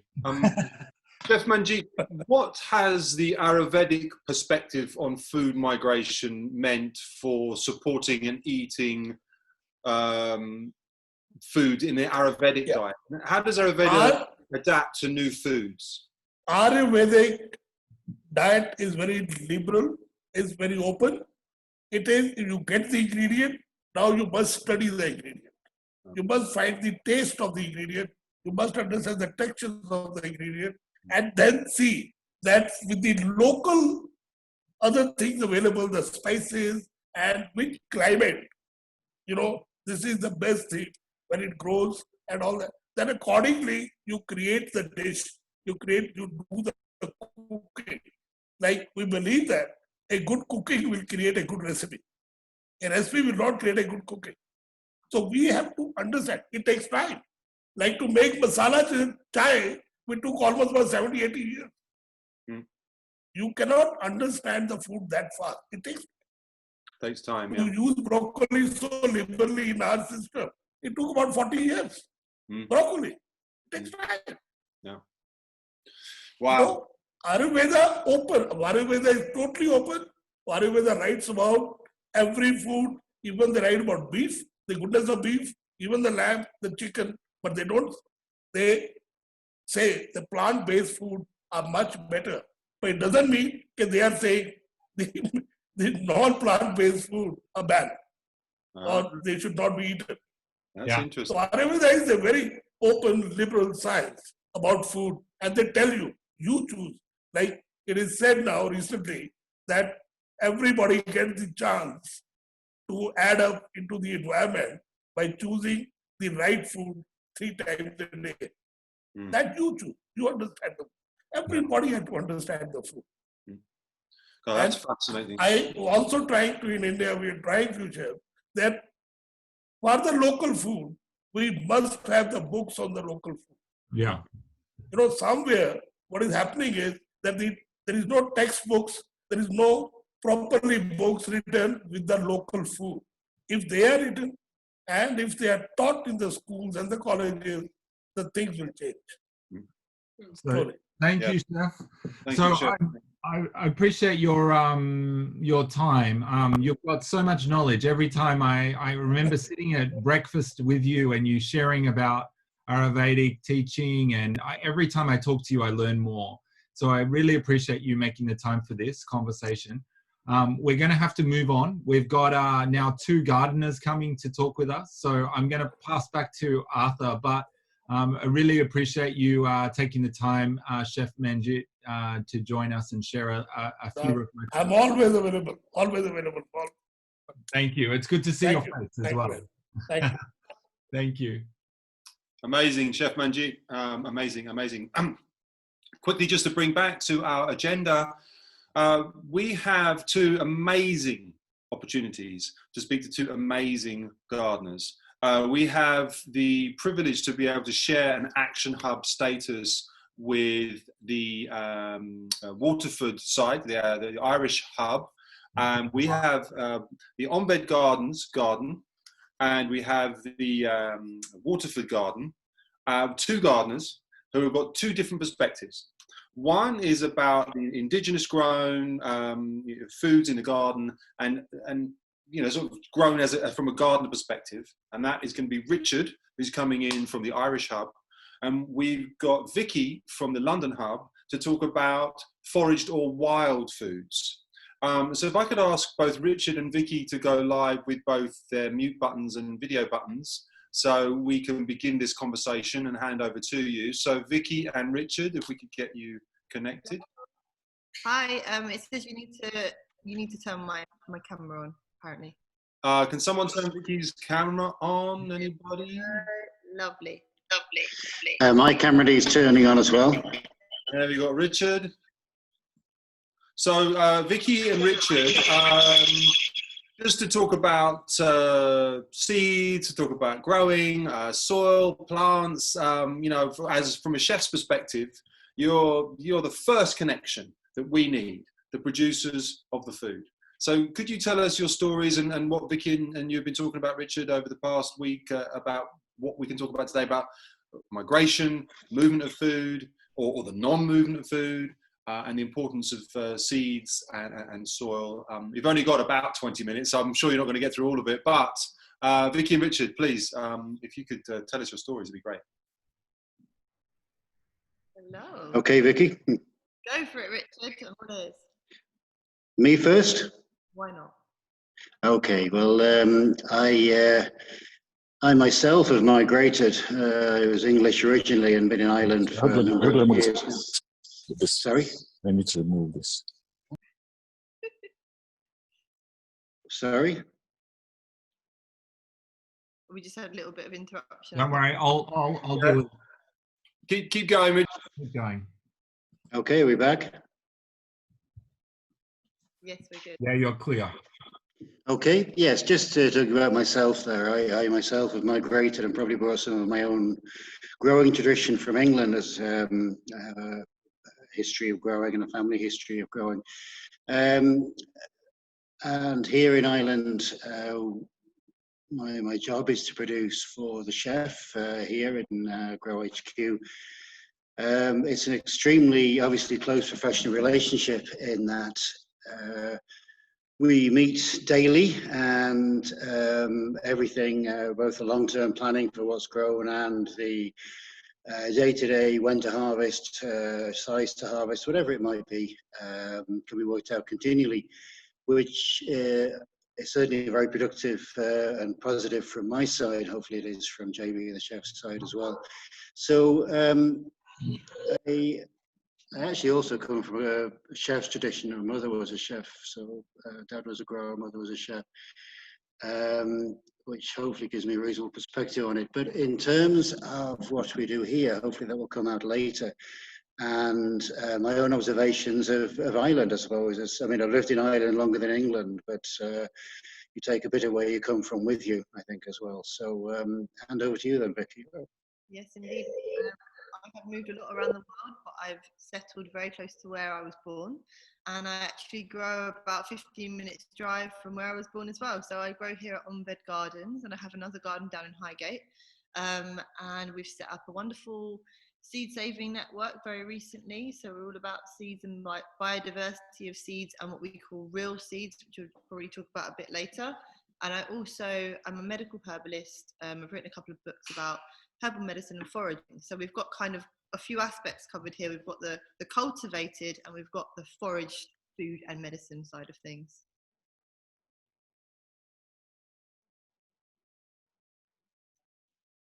So I think our question today, Arthur, if I'm right, is what impact does migration have on biodiversity? So I thought it might be a good idea to start with a brief introduction to what is a native or naturalized plant versus a cultivated plant, because it's the idea that plants move anyway. So a native plant is a plant that started out somewhere and stayed there. A naturalized plant is the plant that has come over, perhaps by human intervention, and become a natural grower in its environment. It grows very, very well as a native plant. And then we've got cultivated or domesticated varieties that you and I grow in our kind of farm setting. But just wanted to point out, for me, that it's interesting that plants migrate naturally on their own. So as ice sheets melt, or as land masses connect with, tides going in and out, or volcanic eruptions forming land passages, plants have always migrated on the bottom of animal hoofs or fur, and it happens as a kind of natural part of nature. But humans enable the movement of food much, much quicker, which is quite an interesting thing. Now we can jump on an aeroplane and we can take a food that's only ever grown in Europe to Australia in a matter of hours. I find that quite an interesting thing as well. Okay, I'd like to follow on from that, really, in the Irish context. That Ireland is an island which had never developed really a climax ecosystem after the last ice age, because it was colonized by people fairly quickly after the last ice age. And it had a very impoverished flora and fauna. Came into my head yesterday, really. I was taking a walk with my daughter in a forest near where I live, and a quick estimate, over half the biomass in that forest were non-native trees. There were beech, there were sweet chestnuts, there were larch, there was spruce, there were sycamores, but it was a beautiful, vibrant ecosystem. And I think those trees, a lot of them would have arrived anyway, given the chance. On the fauna side, actually, is even more intriguing. The island was an island with a megafauna of wolves, bears, and Irish elk, which are no longer here, but had no rodents, no rabbits, which they certainly are here now. Have to deal with them. So I think the important thing really for me is that demonstrates everything is flow. I mean, there's no, if you want to go back far enough, there is no native Irish tradition of agriculture, in that there's no domestication of plants or animals in Ireland. Everything has migrated here. Both the things grown and fattened, and the techniques. And as the first speaker mentioned, I mean, the potato, which known in, years ago I worked in Uganda for a while, known as the Irish potato there. And obviously we all know where it came from. So for me, there's a very positive aspect to the whole idea of change and flow. Ecosystems are flow, cultures are flow, food systems are flow. That's how it should be. And that is definitely, I would say, a positive thing. Obviously, earlier speakers have talked about the colonial appropriation of food, and obviously, and even worse with hideous things like slavery. So obviously there can be a negative aspect to that. But I think as a process, you have to see it as positive. And again, the first speaker alluded to the Nazis' obsession with the pure land, with the going back to a pure ecosystem. And I hear there's murmurings of that sort of thing again happening in Central Europe, people looking to their pure agriculture, their pure foods, which makes them a pure race. Obviously, none of us are pure race. We're all mongrels and how it should be. But we inhabit a culture as a flow, as it's changing. So for me, I find the idea of migration and so on positive. And in terms of biodiversity, human beings have had a massive impact on biodiversity, but you can't turn the clock back. I enjoyed walking through sycamores yesterday, and sweet chestnuts. They were lovely. I'm sure they're being eaten by some invertebrates while I was looking at them. So I see migration and change as a positive thing. Yeah, indeed. I mean, we've done a lot. As I mentioned before, humans moved plants so much quicker than nature would have done on its own, although humans are part of nature, and plants have inevitably become part of the human community. You know, without plants, we are nothing. Humans can't exist in our current form. We would just be, you know, meat eaters, kind of like only hunting for food all the time. We wouldn't be able to form these vast populations that we have. So farming has enabled that, but we've definitely done some damage. As a forager, you notice influxes of things that have kind of taken over. So one example is Japanese knotweed, which I'm sure you're familiar with, and actually probably a lot of people listening are, because it's gained quite a reputation for being a real pernicious weed that digs its roots down very, very deep, can destroy even the foundations of a very, you know, well-established house, and can completely render your house unsellable if it's in your back garden. So you've got something like Japanese knotweed, which was actually brought over as an ornamental by the Victorians, as something that looked very pretty, that has wreaked absolute havoc on our natural walks in England. That you find, you know, I've seen it all over the place. It's in Walthamstow marshes. It's up in the woods where I live. It's everywhere. But it's also edible. So, you know, you've got this thing of, okay, we've brought along a terrible weed that doesn't seem to have any natural predators that keep it at bay, but perhaps we could be its natural predator because we are part of nature. And if we went out and dug up enough Japanese knotweed and ate it, perhaps we could be that natural predator.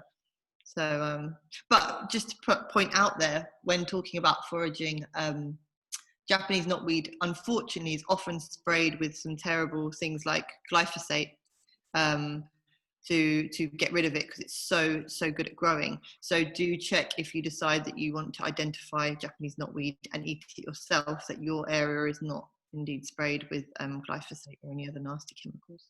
And actually, that kind of brings us on to we were talking before, we had a quick chat before we got online here, and we were talking a bit about the idea of foraging and how you feel about it, Richard. You brought up some interesting ethical things around foraging before. Right, yes. I think we should be very wary of letting chefs go foraging, really, but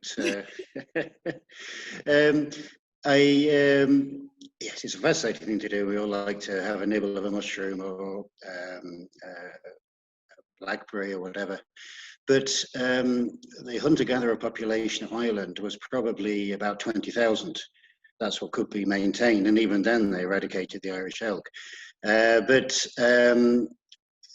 I would very much worry about chefs tramping all over the countryside and destroying ecosystems. So I think I'm sure you can train them to you know, ethical guidelines for foraging. I'm sure there's ways to do it safely and appropriately and non-damaging. But I think of somewhere like your own area, somewhere, I don't know, Epping Forest, if all the chefs from North London went tramping there, I think it'd be quite horrific, wouldn't it? It would.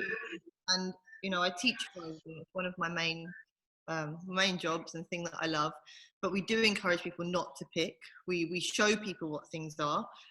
But one thing that does come from foraging that is such a valuable shift in our way we approach nature is that once you start to forage and once you start to recognize things in your environment as useful, as a pantry, you know, your back garden is a pantry. That patch of nettles in the corner that you never really tended to is delicious and nutritious soup.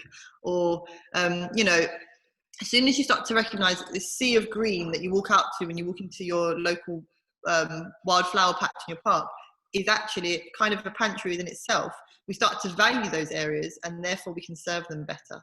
So one thing I like to encourage people to do is petition for wild areas in your local parks, wild areas around your edges of your garden, allotments, allow that all to go wild. So you've got flowers that encourage beneficial pollinators. You've got a shift in attitude towards your native and and local wildflower areas, and a value in them so that you preserve them better as well. So it's not all bad. There are some good aspects to foraging. Oh, absolutely, and I reiterate that it's getting people in contact with where food comes, I think, on any level. And certainly, I mean, it's very much part of my childhood to help myself out of hedgerows with hazelnuts or blackberries or mushrooms to go with a nice bit of bacon in the morning. That was, you know, very much part of it.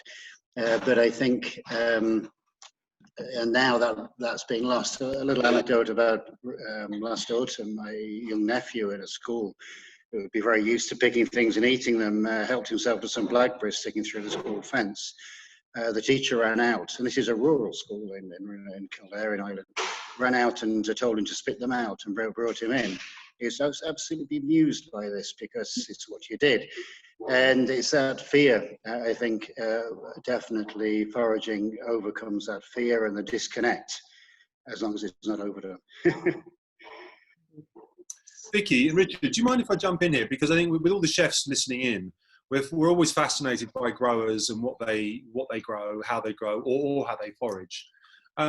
Richard, would you mind sharing with the chefs your sort of favourite 5 ingredients that could have come from afar but are now been culturally appropriated in your garden and something that you enjoy growing? Is this, you know, there's sort of some favourites that you grow but you know have travelled around the world? Well, my favourites actually, which is imported both vegetables and technique, is Chinese leaves, oriental greens. I just, the thinking that went into producing them, just the idea that you don't have to have something like a cauliflower, which shouldn't be allowed out on its own. You know, I think it's Mark Twain said, cauliflower is a cabbage with a college education. Just they will virtually grow themselves, they'll outgrow weeds, and the turnover is so rapid and they're delicious. So that would be my favourite crop. I think that's what I used to grow commercially before I came to work here. That pak choy, when you mean by Chinese greens, you mean the sort of really big, tall? Yeah, well, I actually, as a grower, just to confuse things, I'll include like things like rocket in there, which aren't Chinese greens at all. But the fast cut and come again leaves, mizuna, mustards, even the cut and come again lettuce. But it's just the technique is an Eastern one, and it's one I've totally appropriated. Probably don't do it as effectively as the people who originated it, but I do it effectively enough to keep chef happy anyway. So that would be one of my favorites. I love early potatoes because that is fond memories of a child. Just there's something about the year starting when the first early potatoes come out of the ground and the perfect little ovals. Remember my little hands diving in and getting them when I was a kid. So that's just very fond memories. And then it would be, which we're busy picking today, actually, soft fruit of various sorts. No, not in particular, but that again is a seasonal thing for me. And there's a sadness there for me now that strawberries, raspberries available in the shops continually. With my own kids, well, there's no excitement because we will buy them for them when they're not coming off the land. And it's not the excitement of that season arriving. So it's all things that represent the season for me, I suppose. And then a couple of crops that mark out the beginning of winter, really, which is parsnips and Brussels sprouts, both needing a frost on them to get the full flavour. So it's. And is a parsnip a migrant plant? And where did that come from? The parsnip? Well, it's a northwestern European one, to the best of my knowledge, and then Vicky might put me right on this. I think it came from mainland northwestern Europe. But it's in its correct climatic zone, but it wasn't domesticated here. It would have been brought in, my guess is, from northwestern Europe. And Vicky, if we're going to be looking at foraging or wild plants, have you got any favourites that have migrated to your foraging areas? Oh, I mean, things that have come in through, for instance, through the Romans are things like fennel that we wouldn't have had before. Oh, this is a good question. The vast majority of the things that grow wild here are naturalized now. We have a few, like the trees that were mentioned before, like a few of our trees like hornbeam and birch, they're native and they would have grown as soon as the first ice sheets began to melt. But a lot of the things that we have here are kind of naturalized over over native. I mean, I would probably, I love elder, the elder tree in itself, because I do both food and medicine. So within the elder, you've got food, you've got medicine, it's antiviral, it's great for, the leaves are great for bruises, the flowers are great for eyesight and sinus problems. So you've got a whole medicine chest of itself in that. And my other favorite wild, I've got to be careful now, because again, I look at medicine more. I know you love stinging nettles. Oh, nettles. Yeah, okay. Nettles are another, because we use, not only do we use the leaf, the spring leaves, for their nutrient and mineral density, but we also use the seeds for energy to help you tone your adrenals. And they're really, actually, if any chefs are out there and you've ever tried nettle seed, they're beginning to come into flower and seed now. They've got a lovely nutty flavor to them. They're really high in omega-3, so I love nettles. And then if herbalists use the root for male health, prostate health and things like that. So again, it's another trio of amazing medicines all within one plant. And Richard, when we domesticated plants, and we're talking, let's say, Northern Hemisphere now, because I know that there are plant species from Africa, South America and the Indies, but as we domesticated plants in the Western world, let's say in Ireland particularly, or Britain, what is it that, obviously we needed to keep biodiversity running, and it's very important for our health, but, in the domestication of a foreign seed, has it benefited the land that you work? I mean, they obviously create another biodiverse area around them. For example, a tomato or potato coming in, they positively affect or negatively affect the environment that they're in? I would say neutral, really, in that soil is an ecosystem and needs managing as such. And I wish I understood it. I wish there's so much happening that we don't know, but thankfully it's a black box, which a simple gardener's technique, really, put enough organic matter in there and it'll look after itself. But I think you'd have to, I would see what you grow on it in terms of if you're growing in a small area and you're growing a range of different crops. Your soil management is almost separate from what you grow, which is very different from an agricultural situation where, I don't know, monoculture of barley will lead to, I've seen examples of this soil with virtually no observable biological activity in it, I think vegetable crops and fruit crops generally have a neutral impact on soil. It's how you grow them, which is a critical thing. And it's very simple, really. As I say, keep enough organic matter in there and the biodiversity follows in the soil, really. It's actually something we don't talk about too much. Because of the way, you talk about plants going into Ireland and increasing biodiversity, but actually our seeds, the varieties of seed that we have now has decreased by 90% of our cultivated varieties, 90% in 100 years. There once was a time when every single farmer, maybe region, maybe individual farm, who knows, had their own varieties of things that they grew special to their family or to their region. And now we just don't have that. We have really, really large seed companies who own over 60%, I think it's three seed companies own over 60% of our seed variety. And within these, a lot of them are genetically modified, which lead to things like artificial fertilizers and artificial pesticides being used. Now, the fertilizers they use are liquid. They spray liquid. They add no substance and sustenance to the soil, as Richard was saying, and you end up with this horrible soil runoff. So in terms of biodiversity of our soil, losing our varieties of crop is hand in hand with that. So when we lose our varieties of crop, we lose our biodiversity in the soil, our microbes in the soil as well. I wouldn't necessarily agree. Really? No, I think for me they're two separate things in that it's vital to preserve the genetic heritage of our varieties, and excellent organisation in Ireland, the Irish Seed Savers, who preserve things like apple varieties, vegetable varieties. That has to be done. Those genes have to be kept. But I think you can have a modern hybrid variety which is demanding of pesticide inputs or fertilizer inputs, or you can choose a variety which all the seeds were organic here, all the seeds I use are organically grown, so hopefully there's no impact or minimal impact on the environment from the production of them. But I will choose varieties, for instance, of potato, which are blight resistant, because as an organic grower, I can't spray them anyway.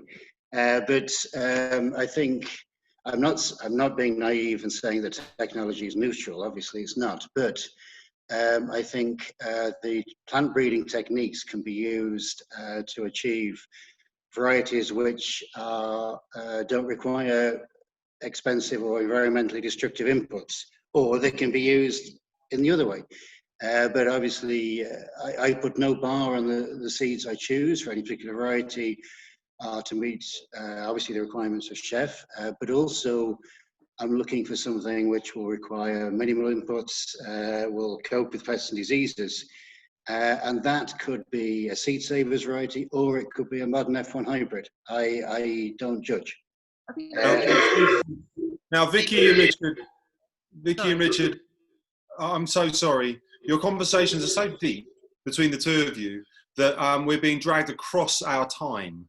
You're going to have to excuse me. I've got lots of Q&As coming in for you, but I don't know if we're going to have a chance to honour these questions. We do need to move across to Michael, because Michael's got an unbelievable set of panellists and discussions to have. But two questions that came in, one from Andrea Zick. How do you feel about the movement around permaculture? Do you think it's helpful for people to trial it in their own back gardens? So perhaps Vicky, quickly on permaculture, is it helpful for people to trial it in their own back gardens? And Richard, to you from Mark Graham, I think for independent restaurants, this is a great way to embrace all sorts of creativity in food preparation, a huge source of inspiration in the world of large-scale prepared foods. How do we source the ingredients that you're talking about and guarantee and confirm their nutritional value? So we've got nutritional values and domestication of food, and also permaculture. Two quick questions, two quick answers, please. Okay, so permaculture in the back garden is an ideal way to grow food. It's an ideal way to capture things that are leaving your house in terms of making your own compost. You know, you could do permaculture in the smallest way, just by creating a closed loop. So you have scraps from your kitchen, they turn into compost, you put them in the soil, you grow food out of them. You've got this perfect closed loop system in your garden, which is a really nice part of permaculture. So it's definitely worth trying it at home. Final point from Richard. Sorry, I was a little bit confused about the second one about seemed to be second question. Okay, so I can't see the question. Yeah, sorry, I just need to get back to this. I tell you what, Richard, it was just about nutrition and mass scale production, but I think we're going to have to move on because we are very, very time poor. However, thank you so much, Richard, for the conversation around domesticated plants and the importance of them, and Vicky for your input around wild migrating plants and how to forage or not forage for them. We're going to move on, so I thank you both so much. There's loads of questions coming in. Paul, if I can call you back in, it seems to be that some of the questions coming in we're not seeing. So if anybody wants to put a question to all panelists and all attendees, you need to, it says to all panelists and attendees. We just need to get these questions going because we're not seeing. No, so there's two parts. Down the bottom of your screen, you've got the chat function, and then you've got a Q&A function. And the Q&A function is where these questions are getting put. Now, one of the things is, if somebody's got a question, feel free, if you see a question in that chat and you want to add an answer and you're involved, just get it on the chat and just respond and say, answering Mark Graham's question, my view is blah, blah, blah. Because, you know, the reality is that there's way more experts in this community and network than there is the ability to have panelists in any conversation. So when we were in person in OmVed Gardens, we could all get round and you could catch someone over a coffee. But feel free to jump in to say, hey guys, this is here, you know, my thoughts are this. So it's really great to see this level of interaction. I'm sure there's going to be people that disagree with different things, and that's exciting because we love disagreement as long as it's done respectfully and, you know, with an openness, you know, to kind of listen. And so we love to see the diversity of conversation, the different perspectives. And I love just even that last conversation where Richard and Vicky both had a bit of a, you know, I see it slightly differently. And that to me is great. So as we're going, hopefully, you know, I know it's getting a bit late for those that are dialed in from India. We've got people all across the world, and so I know it's always hard to pick a time zone that's going to work. We are going to. Have we got time for a short break or not really, Arthur? We're probably going to have. Yeah, I mean, I think so. I mean, I know that Michael has got such an amazing group of people, and I know also that Anahita's in India and probably tired. So we could probably crack on and then hopefully wrap up after that. Chef Michael, are you ready to pull up your panel and begin your session? If you can unmute and unvideo up. That's great. Okay. And Paul, did you want to share something before, as Michael gets his stuff together? Do you want to share something? We'll do that a bit later. We can. Let me just do it really quickly. I'm just going to share really briefly on screen, just so people. So we've got people on here from all over, and so what? We've got chefs, we've got others. If you don't know what the Chefs Manifesto is all about, because we have made this open, given this new reality we're in, we can open it up. And so if you're a gardener that's dialed in, or a scientist, or just somebody that kind of came across the link and is interested, the Chefs Manifesto is a network of chefs. It's an action plan that was designed by chefs for chefs, and it's got 8 points in it, essentially, with actions around it. And it ties very much to the Sustainable Development Goals. And so we have a website, and we'll put the link in. I think one of the team will put the link in. But we've just actually redone our website today. And so I just thought I had to show you because it looks kind of nice. And I just wanted to show you. But yeah, we've got a new site, and we're just starting to fill it in with content. But we previously had it connected into the SDG2 Advocacy Hub site, but we've actually created a Chefs Manifesto homepage in front where you can go in. We've broken free. Well, it just gives a bit more independence to this. And so, the action plans here, where there's the 8 areas, you can click on each of them and find out more information. We've got actions, we've got news, we've got, our Instagram feed and the like coming in. And a calendar and everything else. But this is just a resource for chefs, but also for others. We are going to be able to put more content. So I'm gonna hand over to Michael, I think now, and I'm gonna jump off. But I just wanted to let people know that resource is there, and especially if they're trying to find out more about the what the Chefs Manifesto is about. Michael. Hi, Arthur. How are you? Good, man. What do you think so far? Are we getting the content right? I mean, it's been good to listen to. Incredible. I think I'm learning so much. So well, now we're going to learn from you now, Michael, because I know you've got some really interesting panelists. So we're going to hand over to you for the next hour. You've got content to run through, people to talk to. So namaste, and we'll listen to Michael. All right. Okay, thank you. Hi, everyone. My name is Michael Elegbede. I'm a chef in Nigeria, located in Nigeria. I'm joined today with some remarkable people, including Chef Chantelle, who owns an award-winning restaurant in London, Treadwell. Anahita, an Indian chef who runs soda bottle opener Wala in India, and Ozoz Sokoh. She's a food explorer and a researcher based in Canada from Nigeria. To speak on how movement has influenced the way we experience food globally, I myself, I grew up in both Nigeria and America, and I see a lot of how movement has impacted the way I practice my craft as a chef. I would like to give each of my panelists about 7 minutes to talk about how movement, either migration, colonization, how that has impacted their work, and how we see it in the past, how we currently see it in the present, and what we look forward to seeing in the future when it comes to migration and the expression of it in food. So Ozoz, if you'd like to go first. Okay. Hi, everyone. Thank you, Michael. So my name is Ozoz. I'm a geologist by training, which is where a lot of my research bent and insight comes from. And I had a personal experience with food that related to, so in 2009, I was living and working in the Netherlands.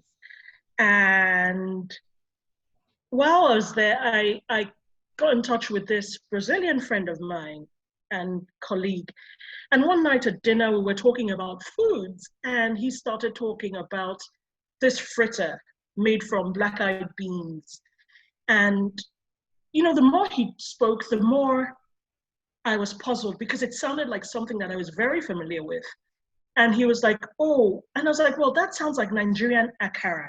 And he was like, yes, in Brazil, we call it acarajé. And the enslaved people brought it, you know, during slave trade.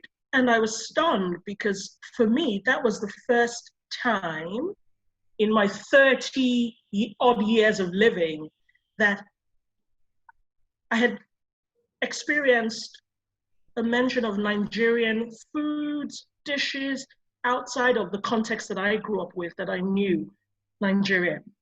And that struck me as important, as there's a missing link. So there was a missing vital link in my historical knowledge. I didn't know that Nigerian food existed beyond Nigerians' borders. Why? And the more I researched, the more I learned about how Nigerian food through slave trade had gone to the Caribbean, to the American South, to Latin America. I realized that knowledge systems were being appropriated, homage that should have been paid to the enslaved people who brought knowledge of growing rice, who brought knowledge of palm oil and planting those seeds, was being lost. So the origins of the food was being separated from the current present outcomes. Food was being seen as a commodity, right? So palm oil is being seen as a commodity, traded and spoken about as a global commodity without reference to its heritage. And where that heritage was mentioned, it was quite often done disparagingly, right? So if anyone reads anything about palm oil, most of the things in the news are horrible. It's about how bad it is for you. But no one ever speaks about palm oil in the context of Africa, unrefined, whole, excellent quality oil. So being able to separate food as food, being able to understand the importance of not vilifying foods because you don't understand them, of having the right language to describe food, of creating historical records, remembering and celebrating knowledge systems. Those are very, very important to me. That's the thrust of my work. How do we review, dig, curate, unearth the things that existed before? How do we relate them to the present? And how can that help us as we plan the food futures? How do we, because I feel like once people know who they are, what their foods are, those food as markers of cultural identity, then they can understand growing systems, planting systems, sustainability. They can go back and look at traditional methods, see if they're relevant for these, for this day and time, and use that to create more sustainable food systems. So for me, the past is the key to the present and the future. And most importantly, documentation. Let's connect food with its origins, and let's respect that in conversations, in text, in writing. Because at the end of the day, there are many more similarities that connect us, but once we ignore, once we don't give credence to where food comes from, then we're appropriating, then we're changing the narrative and not doing the grace of having everyone sit at the table with equal opportunity. So for me, this is a great conversation. Thank you so much, Ozoz. You raised some incredible points. I would like to move it on to Anahita to talk for 7 minutes on, same topic.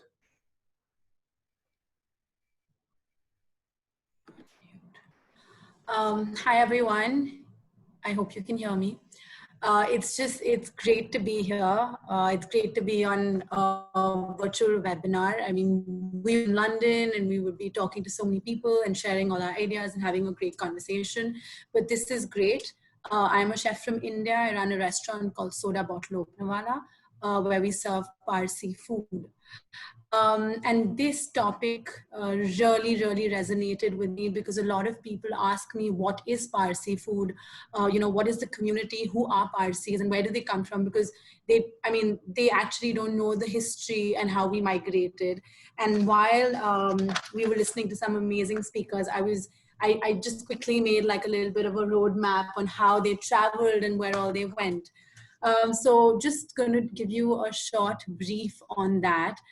So when we were in Iran, the Parsis or the Zoroastrians, they left Iran and they came to Gujarat. And in Iran, the food that they used to eat had spices, rose petals, nuts, dry meats, some curries also, but not too much, Indian spices and not, things like coconut or coriander and mint. And as we traveled from Persia to the coast of Gujarat, which is the western part of India, we brought along a lot of those flavors with us, and we incorporated the local flavors in Gujarat. So Gujarat is known for its coconuts and, all these green, fresh vegetables. And a dish is inspired by a mix of Iran and Gujarat, and it's eaten every Sunday in our households. It's called Hansak.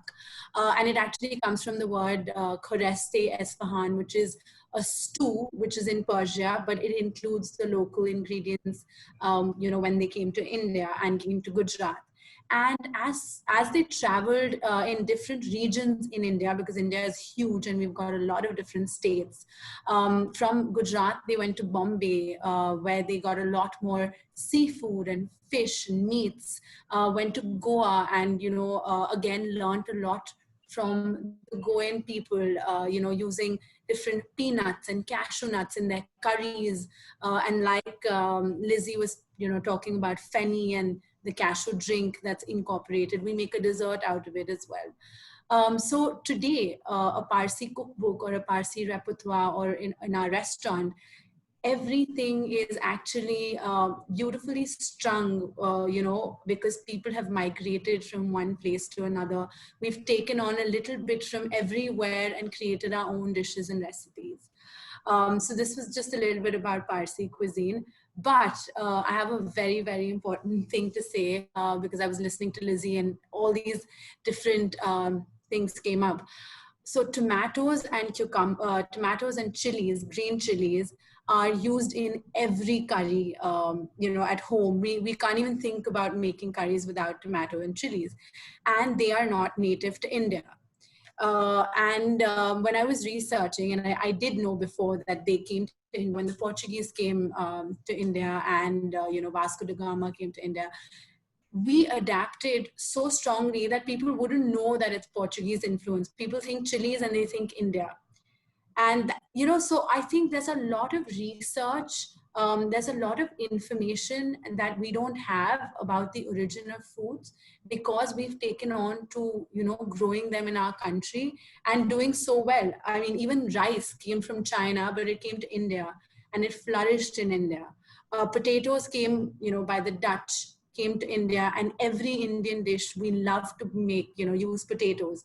So, giving everyone due credit and the fact that so many people came and colonized India, we did have a lot of variety that came into our country, even though our country is full of spices and herbs. So now what we have is a huge, biodiverse region in India, and we try and use as much of that in our cooking. So, I mean, that's just a little bit that I wanted to share with you guys. Thank you, Anahita. I always learn so much every time I listen to you. Now we're going to move over to Chef Chantelle to tell us in 7 minutes on the same topic. Hi, thanks, Michael. Lovely to see everybody around the world. Obviously, we can't be here in person, but this is, I think, a wonderful way to be able to actually all connect and not have to travel around the world. So I guess my story is slightly different in some respects. I actually grew up in New Zealand and then moved to London 16 years ago. So spent the first 20-something years of my life growing up in New Zealand. And as everybody knows, New Zealand's a very isolated country. It's very small. And I think there were things that that just happened as part of my childhood that I didn't understand, I didn't respect, and I didn't value until I was a lot older. And that all has to do with food, I would say, because also in New Zealand, because we are so small, we ate seasonally because there wasn't any other way. And, you know, we wouldn't think of having strawberries in winter because well, you couldn't get New Zealand strawberries, and if they were imported, they were extremely expensive, and it was just, you know, cost prohibitive. So it wasn't even an option. And for me, I was always surrounded by, you know, we grew vegetables, herbs. I had an aunt and uncle that had a stone fruit orchard. So really understood, I guess, the, you know, how much goes into growing something as well as creating something, and how it is a huge part of your life, and it is your life effectively. And you're at the kind of, you know, you're under the influence of the weather, and if there's a hailstorm at the beginning of cherry season, then that could be your whole crop gone. So I think that sort of value was something that I really understood. In terms of understanding what New Zealand food was, that was an interesting one. We have obviously the Maori origin in New Zealand, and we have this amazing, it's a very traditional celebratory meal called a hangi, which is actually where the food is cooked in the ground. So they use rocks, they dig a deep hole and put these steaming rocks kind of in the bottom, and smoking rocks. And so the food gets, and it's all done in a really clever way so that the meat cooks first and then goes up to the vegetables. And it's just incredible, and kind of really simple in effect. It's just literally the meat or the vegetable go in there. There's nothing else really added, and just that natural flavor of those of that produce, which is all, of course, local seasonal produce. So I think for me, it was just something I probably took for granted in a lot of respects, didn't understand how precious that was. And I guess New Zealand, because again, it had a lot of influences from Southeast Asia. And so for me, that was kind of commonplace in the cuisine. We had a lot of, you know, we kind of would have a melting pot of flavors, and there was no real, I guess for me, I never really thought about, well, how has that got to us? How has that flavor got to me? And I think only when I became a chef did I probably start to understand about the importance of origin, and also the importance of all the cultures in the cuisine, and everything that we have the, you know, the privilege to be able to work with on a daily basis. And I think when I came to London, one of my first memories was probably going into a food shop. So it's a big kind of department food store we have here called Marks and Spencer's, and kind of being really shocked at the fact that you could buy asparagus, you could buy strawberries, you could buy pretty much anything you wanted at any time of the year. And first of all, I thought, oh my gosh, this is incredible. And then over time, I kind of thought, this is not great. This is not how food should be represented to children or to consumers, because, you know, for me, I understand, and I have the value of understanding what amazing, you know, produce can taste like. You know, an apricot that's sun-kissed, pulled off the tree and eaten straight away, compared to what people associate with an apricot in this country. And I was at the farmers market yesterday, the farmers market just around the corner from where I live, which has opened up a couple of weeks ago, and it's all British produce. And, you know, even for me, to be able to see British apricots, British strawberries, British cherries, everything in that market is grown here. And again, it's interesting seeing the different yeah, as I guess kind of Richard and everybody else was talking about, that sense of all these different flavors, and someone's like, oh, could we grow that here? Yes, let's try it.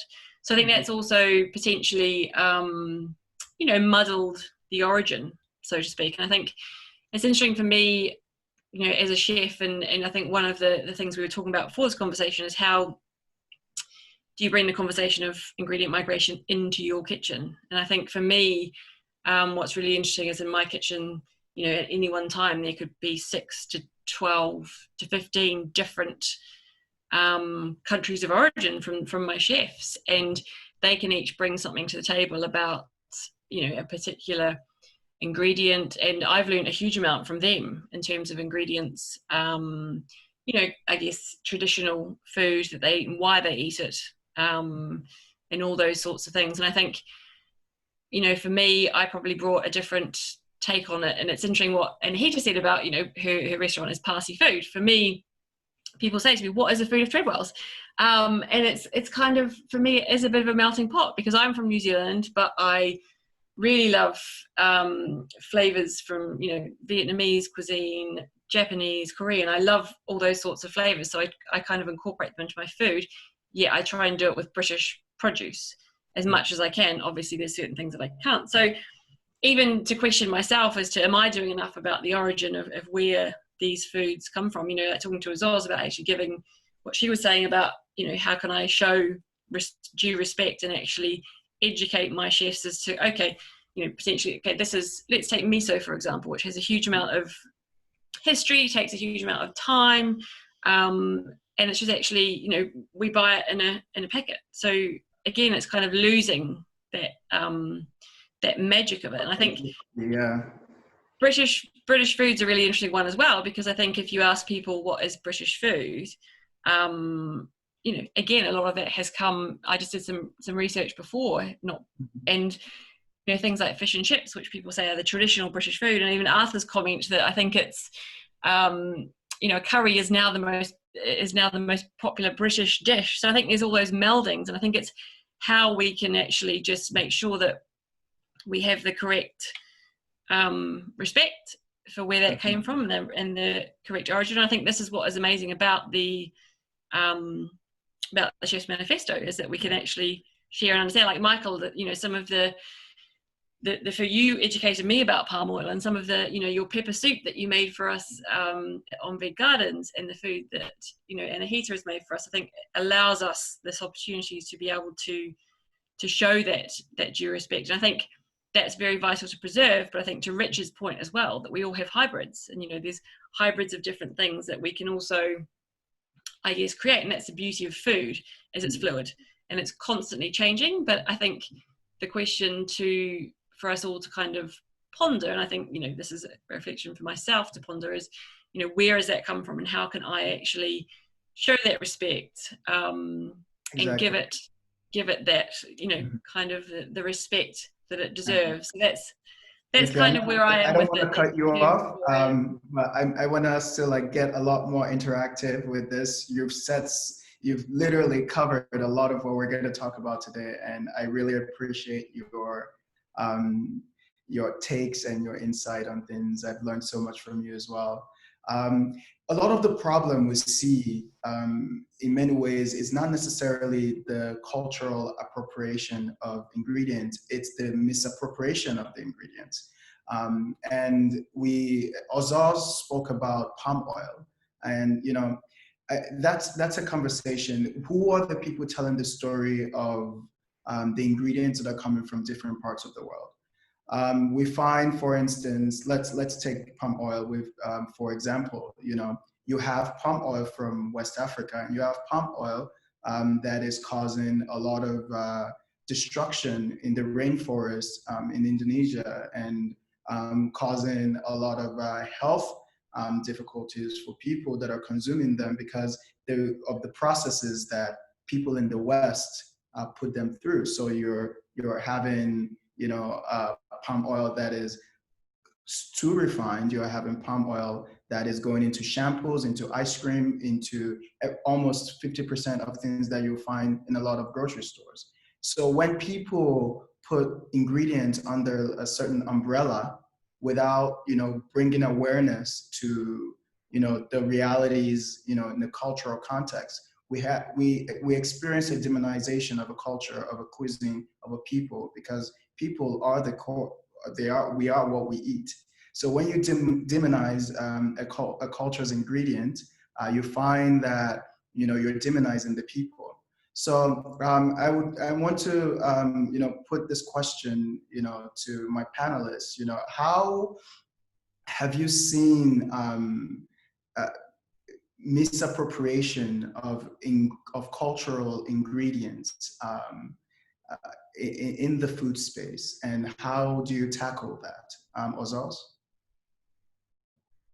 Recently, I've come across discussions and a few recipes that speak about specific dishes from cultural contexts without the cultural context. So a pilaf, for instance, over the weekend, a food editor put together a dish and she called it golden turmeric rice.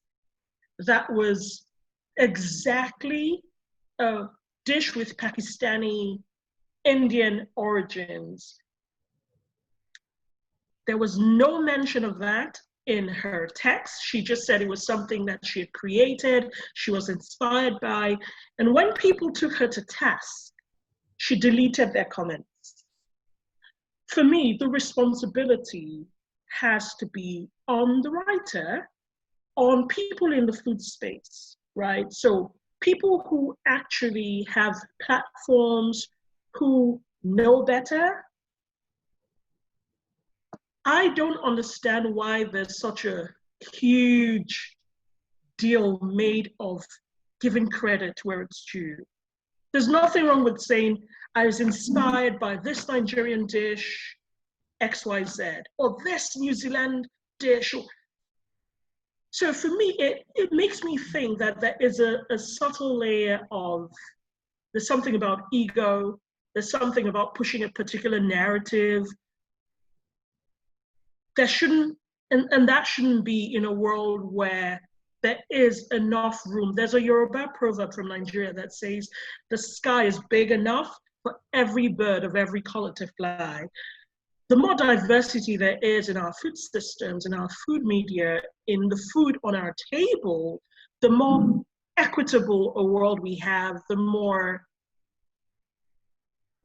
interesting, so yeah, definitely.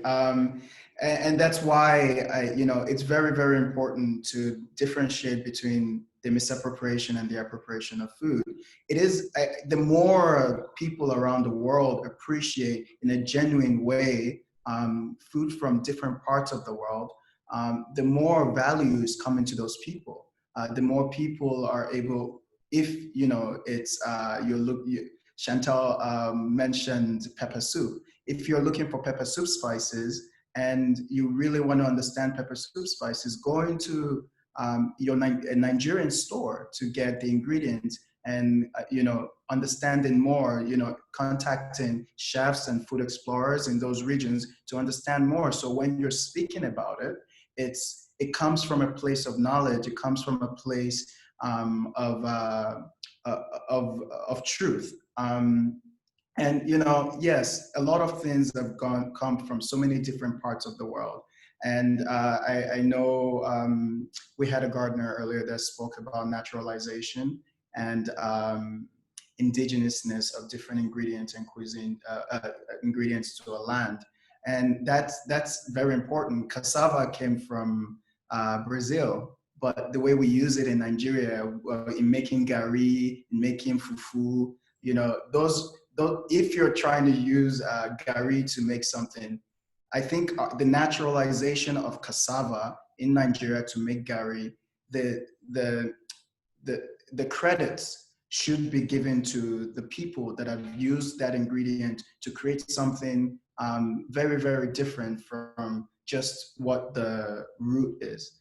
A lot of the Indian cuisine and the Nigerian cuisine are very, very similar in many ways.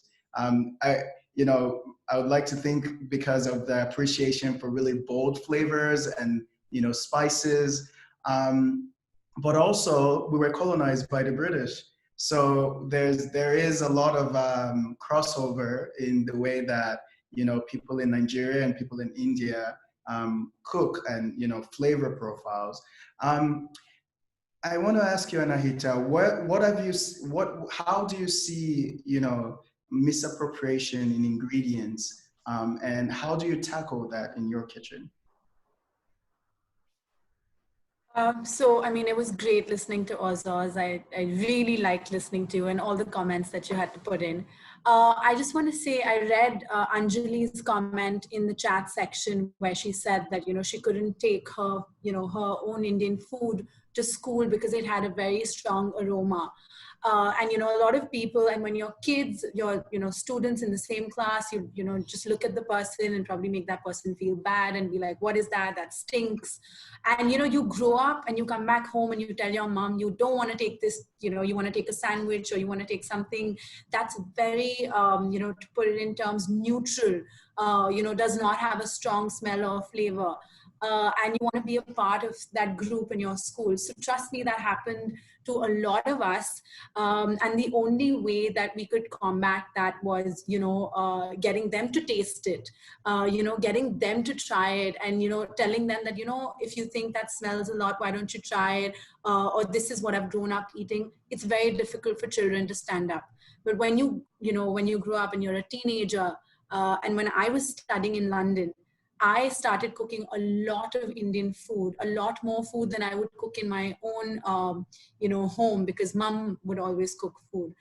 And when I cooked it in London, a lot of people tasted it and they said, this is not the same curry that we get here, or this is not the same flavor that we get here. This is, you know, this has a stronger flavor of, for example, turmeric or, you know, cumin, or, you know, why do you dry roast the spices?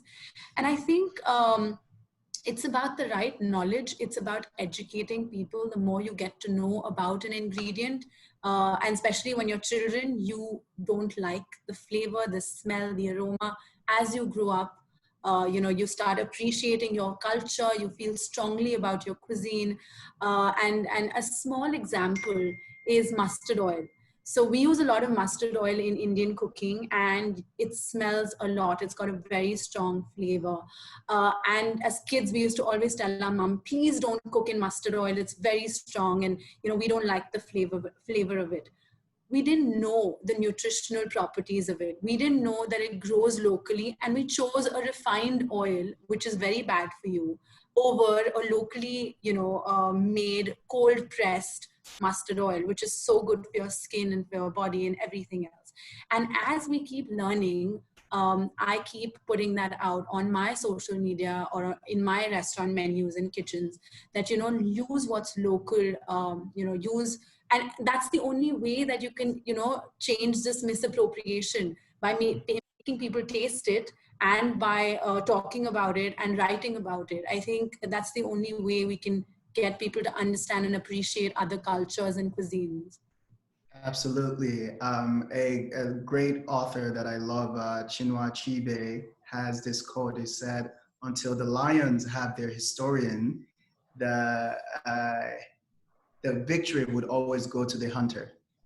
And what that means is, you know, until we, the chefs and the historian and the food explorer, start telling our own stories of our own food, of the ingredients and how we use it, you know, the perception of the outside world of our food, of our people, would be what persists. So exactly, you know, what you just described in, you know, kids wanting to take their food to school, the perception of the rest of, you know, the classmates and the world around Indian food is why they had such a negative reaction to it. So, and you do this incredibly. I've had so much food that you've cooked over the years of knowing you, and it's been incredible.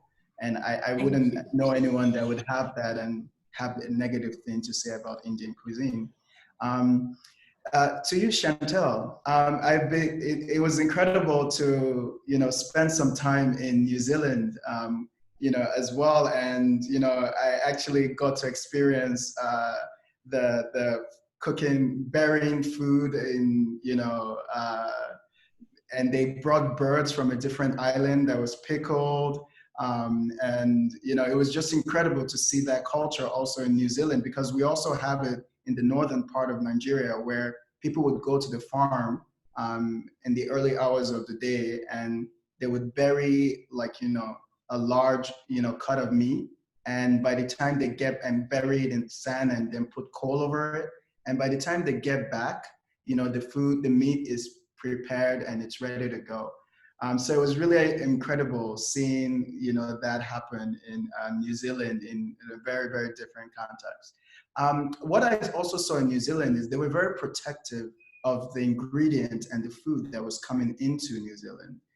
So coming from a place that was very, very guarded in the time, that was very local, in the way they approach food, and guarded in the access of food into the region, to somewhere like London.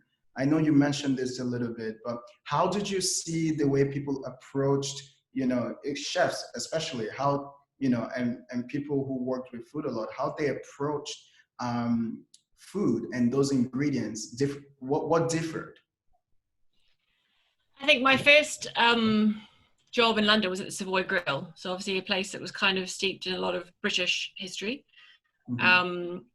But again, it was run by the head chef was a New Zealander as well, which is how I got the job. But I think what was interesting to me is actually seeing all the different, there were things that I'd never even seen before, ingredients I'd never seen before. And I think that, for me, that was, to start with, it was like, wow, you can get this. And I think it wasn't even necessarily about the produce as such. It was also how we could access it. And I remember one of the things that surprised me the most on kind of my first week there, and I was on the pastry section, and we made a lot of ice cream bases. And there was a carton of egg yolks, just egg yolks. So, and this is going back 16 years ago. And in New Zealand, that, I'd never seen that before. I was like, what? You actually just pour it out of the carton? You don't have to crack all the eggs? And so I think for me, that was kind of a bit of a wow. And just the access, things that, because it was probably more of a luxury establishment as well, things that were kind of just commonplace, like vanilla pods, and incredible types of chocolate, and just things that, in New Zealand, we just wouldn't use because they were just too cost prohibitive.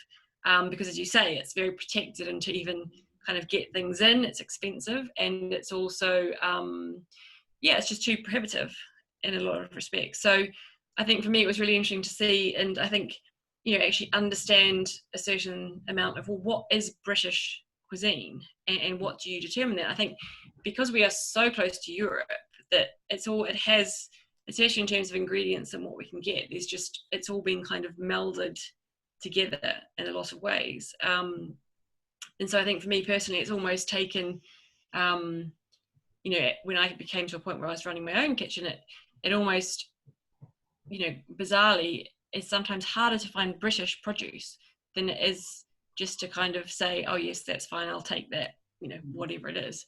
So I think in that respect, it is, it's almost harder than it should be in a lot of ways. And I think that's where probably a lot of chefs that maybe don't have that level of control or autonomy can't seek those things out and can't choose the suppliers they work with. So I think it's a bit of a shame in some respect that things are being, lost. And I get, Lizzie mentioned earlier that's not necessarily, local's not necessarily 100% the right way to go. But for me, it's also about supporting the local suppliers, especially with what's just happened, because they've all been really, really, hard hit by COVID. So again, it's about relationships. And I think that is one thing that we probably haven't really touched on, is the relationship with people that food has. And for me, it is about those suppliers that are trying to grow something interesting that I can support. And I think that's also potentially how it comes into learning more about,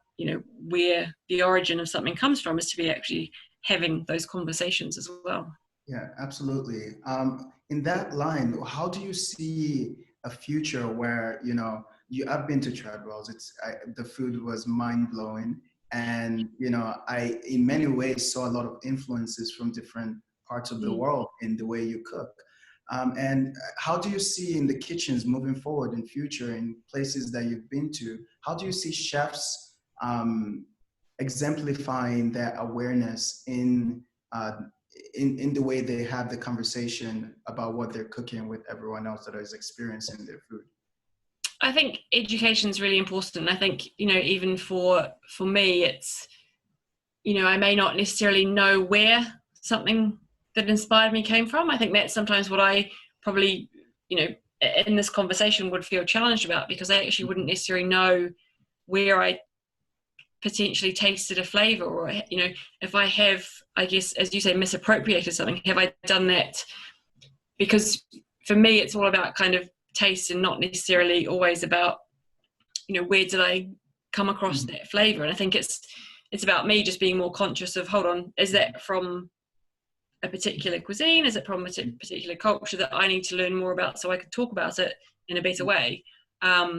Because for me, it's also just, that for me, when I create food, it's about the pleasure of what I'm creating, and it's about everything that happens, as you eat the dish. And I think, a lot of chefs wouldn't ever look beyond that. And I think that's potentially where it's important to, I guess I don't want, we don't want to deviate from the pleasure of food as well, because that's, we all love it, and that's why we do what we do, and that's why we're all here today. But it's just about learning, and it's potentially about, I guess, amplifying those voices that can talk about it in a better way, and have a better knowledge, as you said, from the beginning. Definitely. Ozoz, you being an advocate for Nigerian cuisine and Nigerian ingredients, how do you see, a proper appropriation, of Nigerian ingredients around the world? I know, for example, you look at a restaurant in London, for instance, Ikoyi London, and they use a lot of West African ingredients. And I think, that's a good example of a chef, Jeremy, who, uses West African ingredients in a very diverse and unique way. What other things, what other ways would you like to see a representation, an awareness in the global conversation within the kitchen of West African and Nigerian food? Thank you, Michael. I think for me, the first and most important thing is for us to realize how similar we are in spite of our differences. Our differences are so apparent that we miss all the fundamental ways that our cultures and our cuisines are the same. When you look at human DNA, you look at the progression of food from raw to cooked. One of the things that is valued and treasured in practically every culture is smoke, right? That smoky flavor. You see cultures from Nigeria celebrating bottom pots to Persia, terdig, coon, all around the world. That smoky flavor is treasured and valued. Once we begin to do a little bit more research into those elements that unite us, then we can build on that. We can explore things like the different ways coconuts are used around the world. Techniques, for instance, like I was shocked to discover that in Nigeria, there's a technique for spreading twills that we don't even we haven't articulated, Michael, remember? We haven't formalized into that language. So I think one of the key things is that there's a difference in culinary language. We're all in different places with culinary language.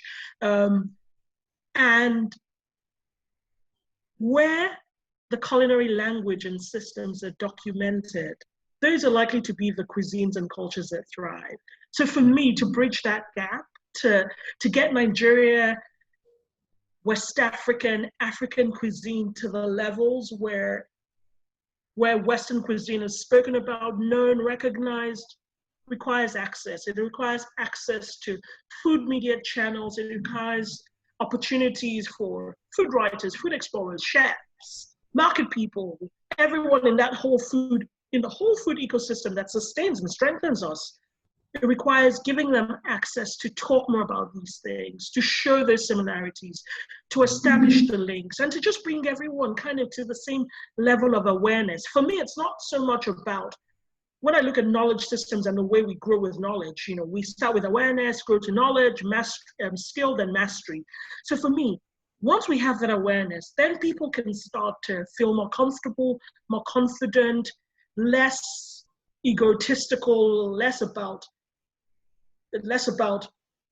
creating or defending original ideas, and seeing that this is a collaborative community effort to just give equal space, you know, to everyone. And there's so much still to discover, even for me as a Nigerian. I've been eating for 33 years, because I didn't eat for the first 9 years of my life. 33 years. I've been doing in-depth work with food now for about 12 or 13 years. And I wake up every day excited about the things I'm discovering, but also how I'm connected with Chantelle, with Anahita, and with people across the world. And that, I think, is a gift, and we need to enjoy and celebrate that and bask in the journey we have ahead of us.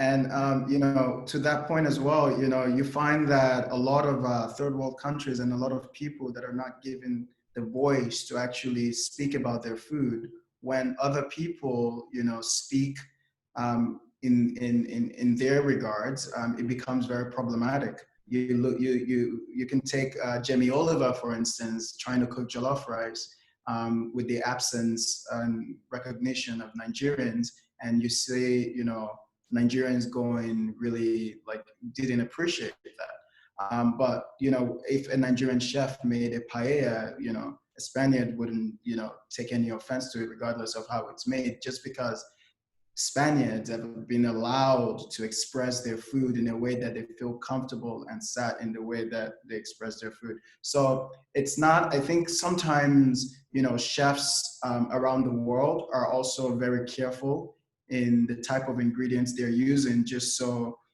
it doesn't, you know, it's not a backlash. But I think when, you know, it's properly appropriated, when the rights, you know, to the food is given to the culture that it's from, there becomes we live in a very global world. We live in a very global, you know, food space. We live, you know, tracing back the origin of ingredients and trying to see who has who. It's not really where to go. I think we've evolved beyond that. I think we need to look at what we have now, and how do we move forward with the ingredients and the information we have in food. Anahita, before Arthur, because we're getting closer to that time, you know, Indian food is so robust, it's so rich in flavors, it's so rich in nutrients. How can chefs around the world, how can Indian food, what do you want to see in future? How do you want to see Indian food represented? So I think there's just a lot of knowledge in India in terms of how to use and correctly use certain ingredients, and that's what Chef Manjit had also said. So the Ayurvedic principles are very simple. You know, there are different seasons. Different ingredients are grown in different seasons. You need to eat locally, you need to eat seasonally, and different spices, you know, help you in your immunity system, in your immunity building. And that's what, you know, it says that, you know, have bitter ingredients, you know, or during the rains, you know, avoid ingredients that have too much water or green leafy vegetables, because there are usually too many insects and worms and things like that. So I feel a lot of Indian food is not represented correctly in terms of it's just known as curries, or you know, just as a whole. You know, Pakistani, Bangladeshi, Indian food is just considered as one, whereas there are so many different little you know, nuances and techniques and ingredients. And just a, you know, a little thing, turmeric, which is a miracle spice and, you know, a golden ingredient.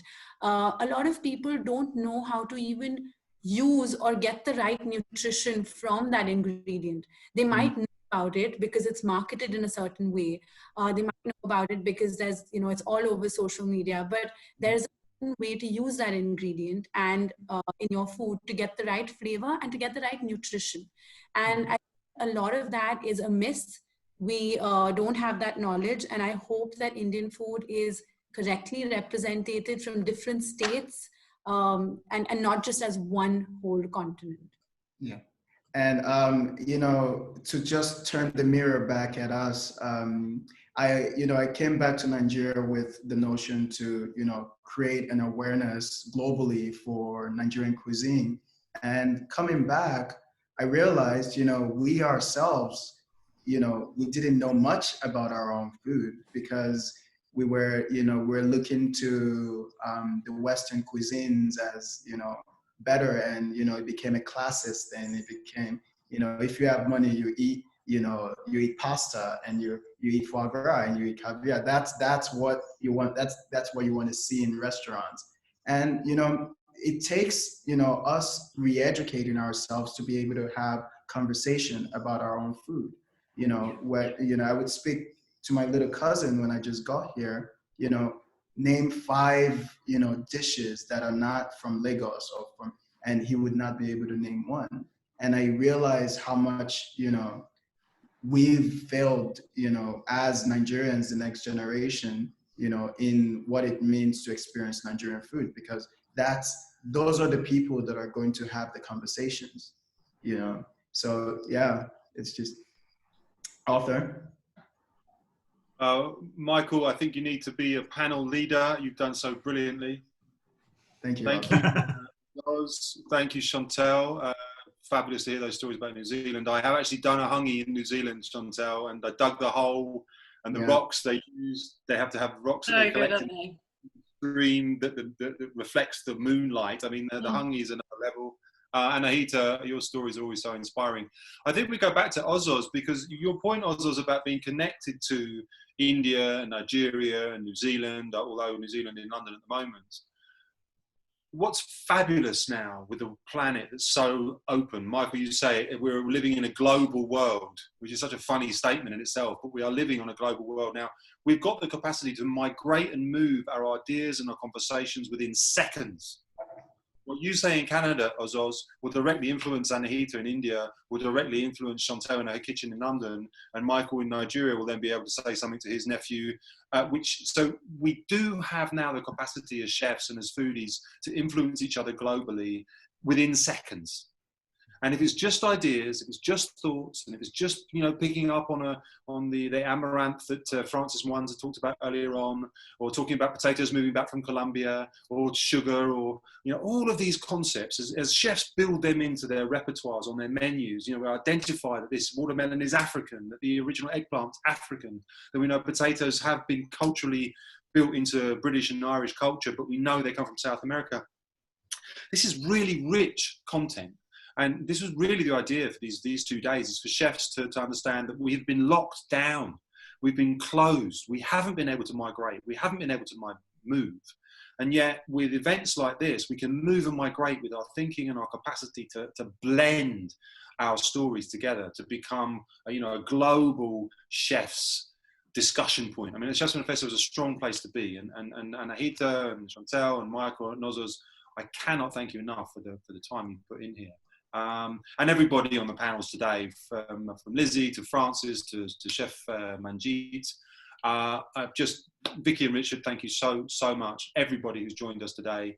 Paul, I can't believe how brilliantly this day's gone. I know we've got to wrap up. We've got another hour now of Chefs for Chefs on private, so we can swear and shout and have cocktails and things that chefs do. No, we don't do that anymore. So Paul, I think we're going to need to pull this in, but Michael, you're brilliant. Any last points before we shift away from this panel? Educate. Yeah, that's it. Educate yourself and people around you on what it means to experience ethnic and diverse food and ingredients. Challenge reductive and dismissive language. When you come across it, words like bland, like too peppery. I always say that, like, the mark of a human being is in being able to make a choice, right? So if a recipe calls for 2 chilies and you think a half would do that. We're not trees, we're not immobile. We can move, we can change things, we can explore. So let's change the language, which will influence the narrative and build new worlds with our words. Thank you, it's been really good fun, thanks. Thank you, Ozoz. Thank you so much. Thank you so much. Thank you, guys. Anahita. Thank you, Chantelle. Thank you. Ozoz, hopefully you can join us tomorrow. It would be great to see you all again tomorrow. And we'll be here. Great. So, all right.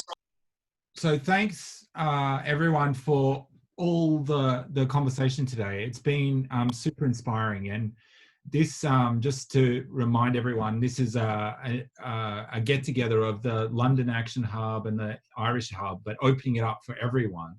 On these kinds of events, you know, it's always hard to pull together, you know, the program, and the team at OmVed Gardens and GIY have done an amazing job, and there's lots of people behind the scenes that have been very active in kind of trying to piece together a program to take us on a journey and see how it all connects. And it's just been great to see the conversation flow through from so many different voices around. And if you're interested in contributing to future conversations, just let us know. Reach out to, you know, Arthur or myself or others.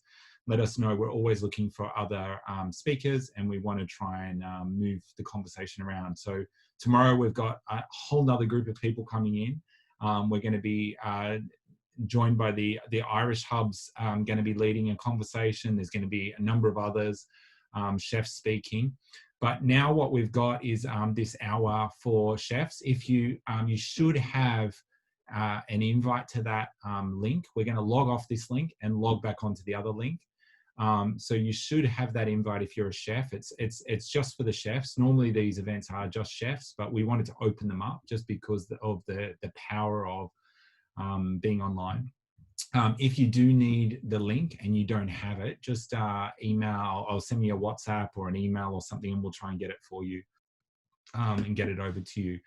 There will be a short survey at the end of the when you log off. If you can fill that in, that'll just help us understand what we can do for next time, other topics, other thoughts, things to include. We would love to hear anything on there. But really appreciate all the speakers, and thanks, Arthur, for helping guide us through. No problem. A quick feedback to Lyson Marquesolo, if I'm saying it right.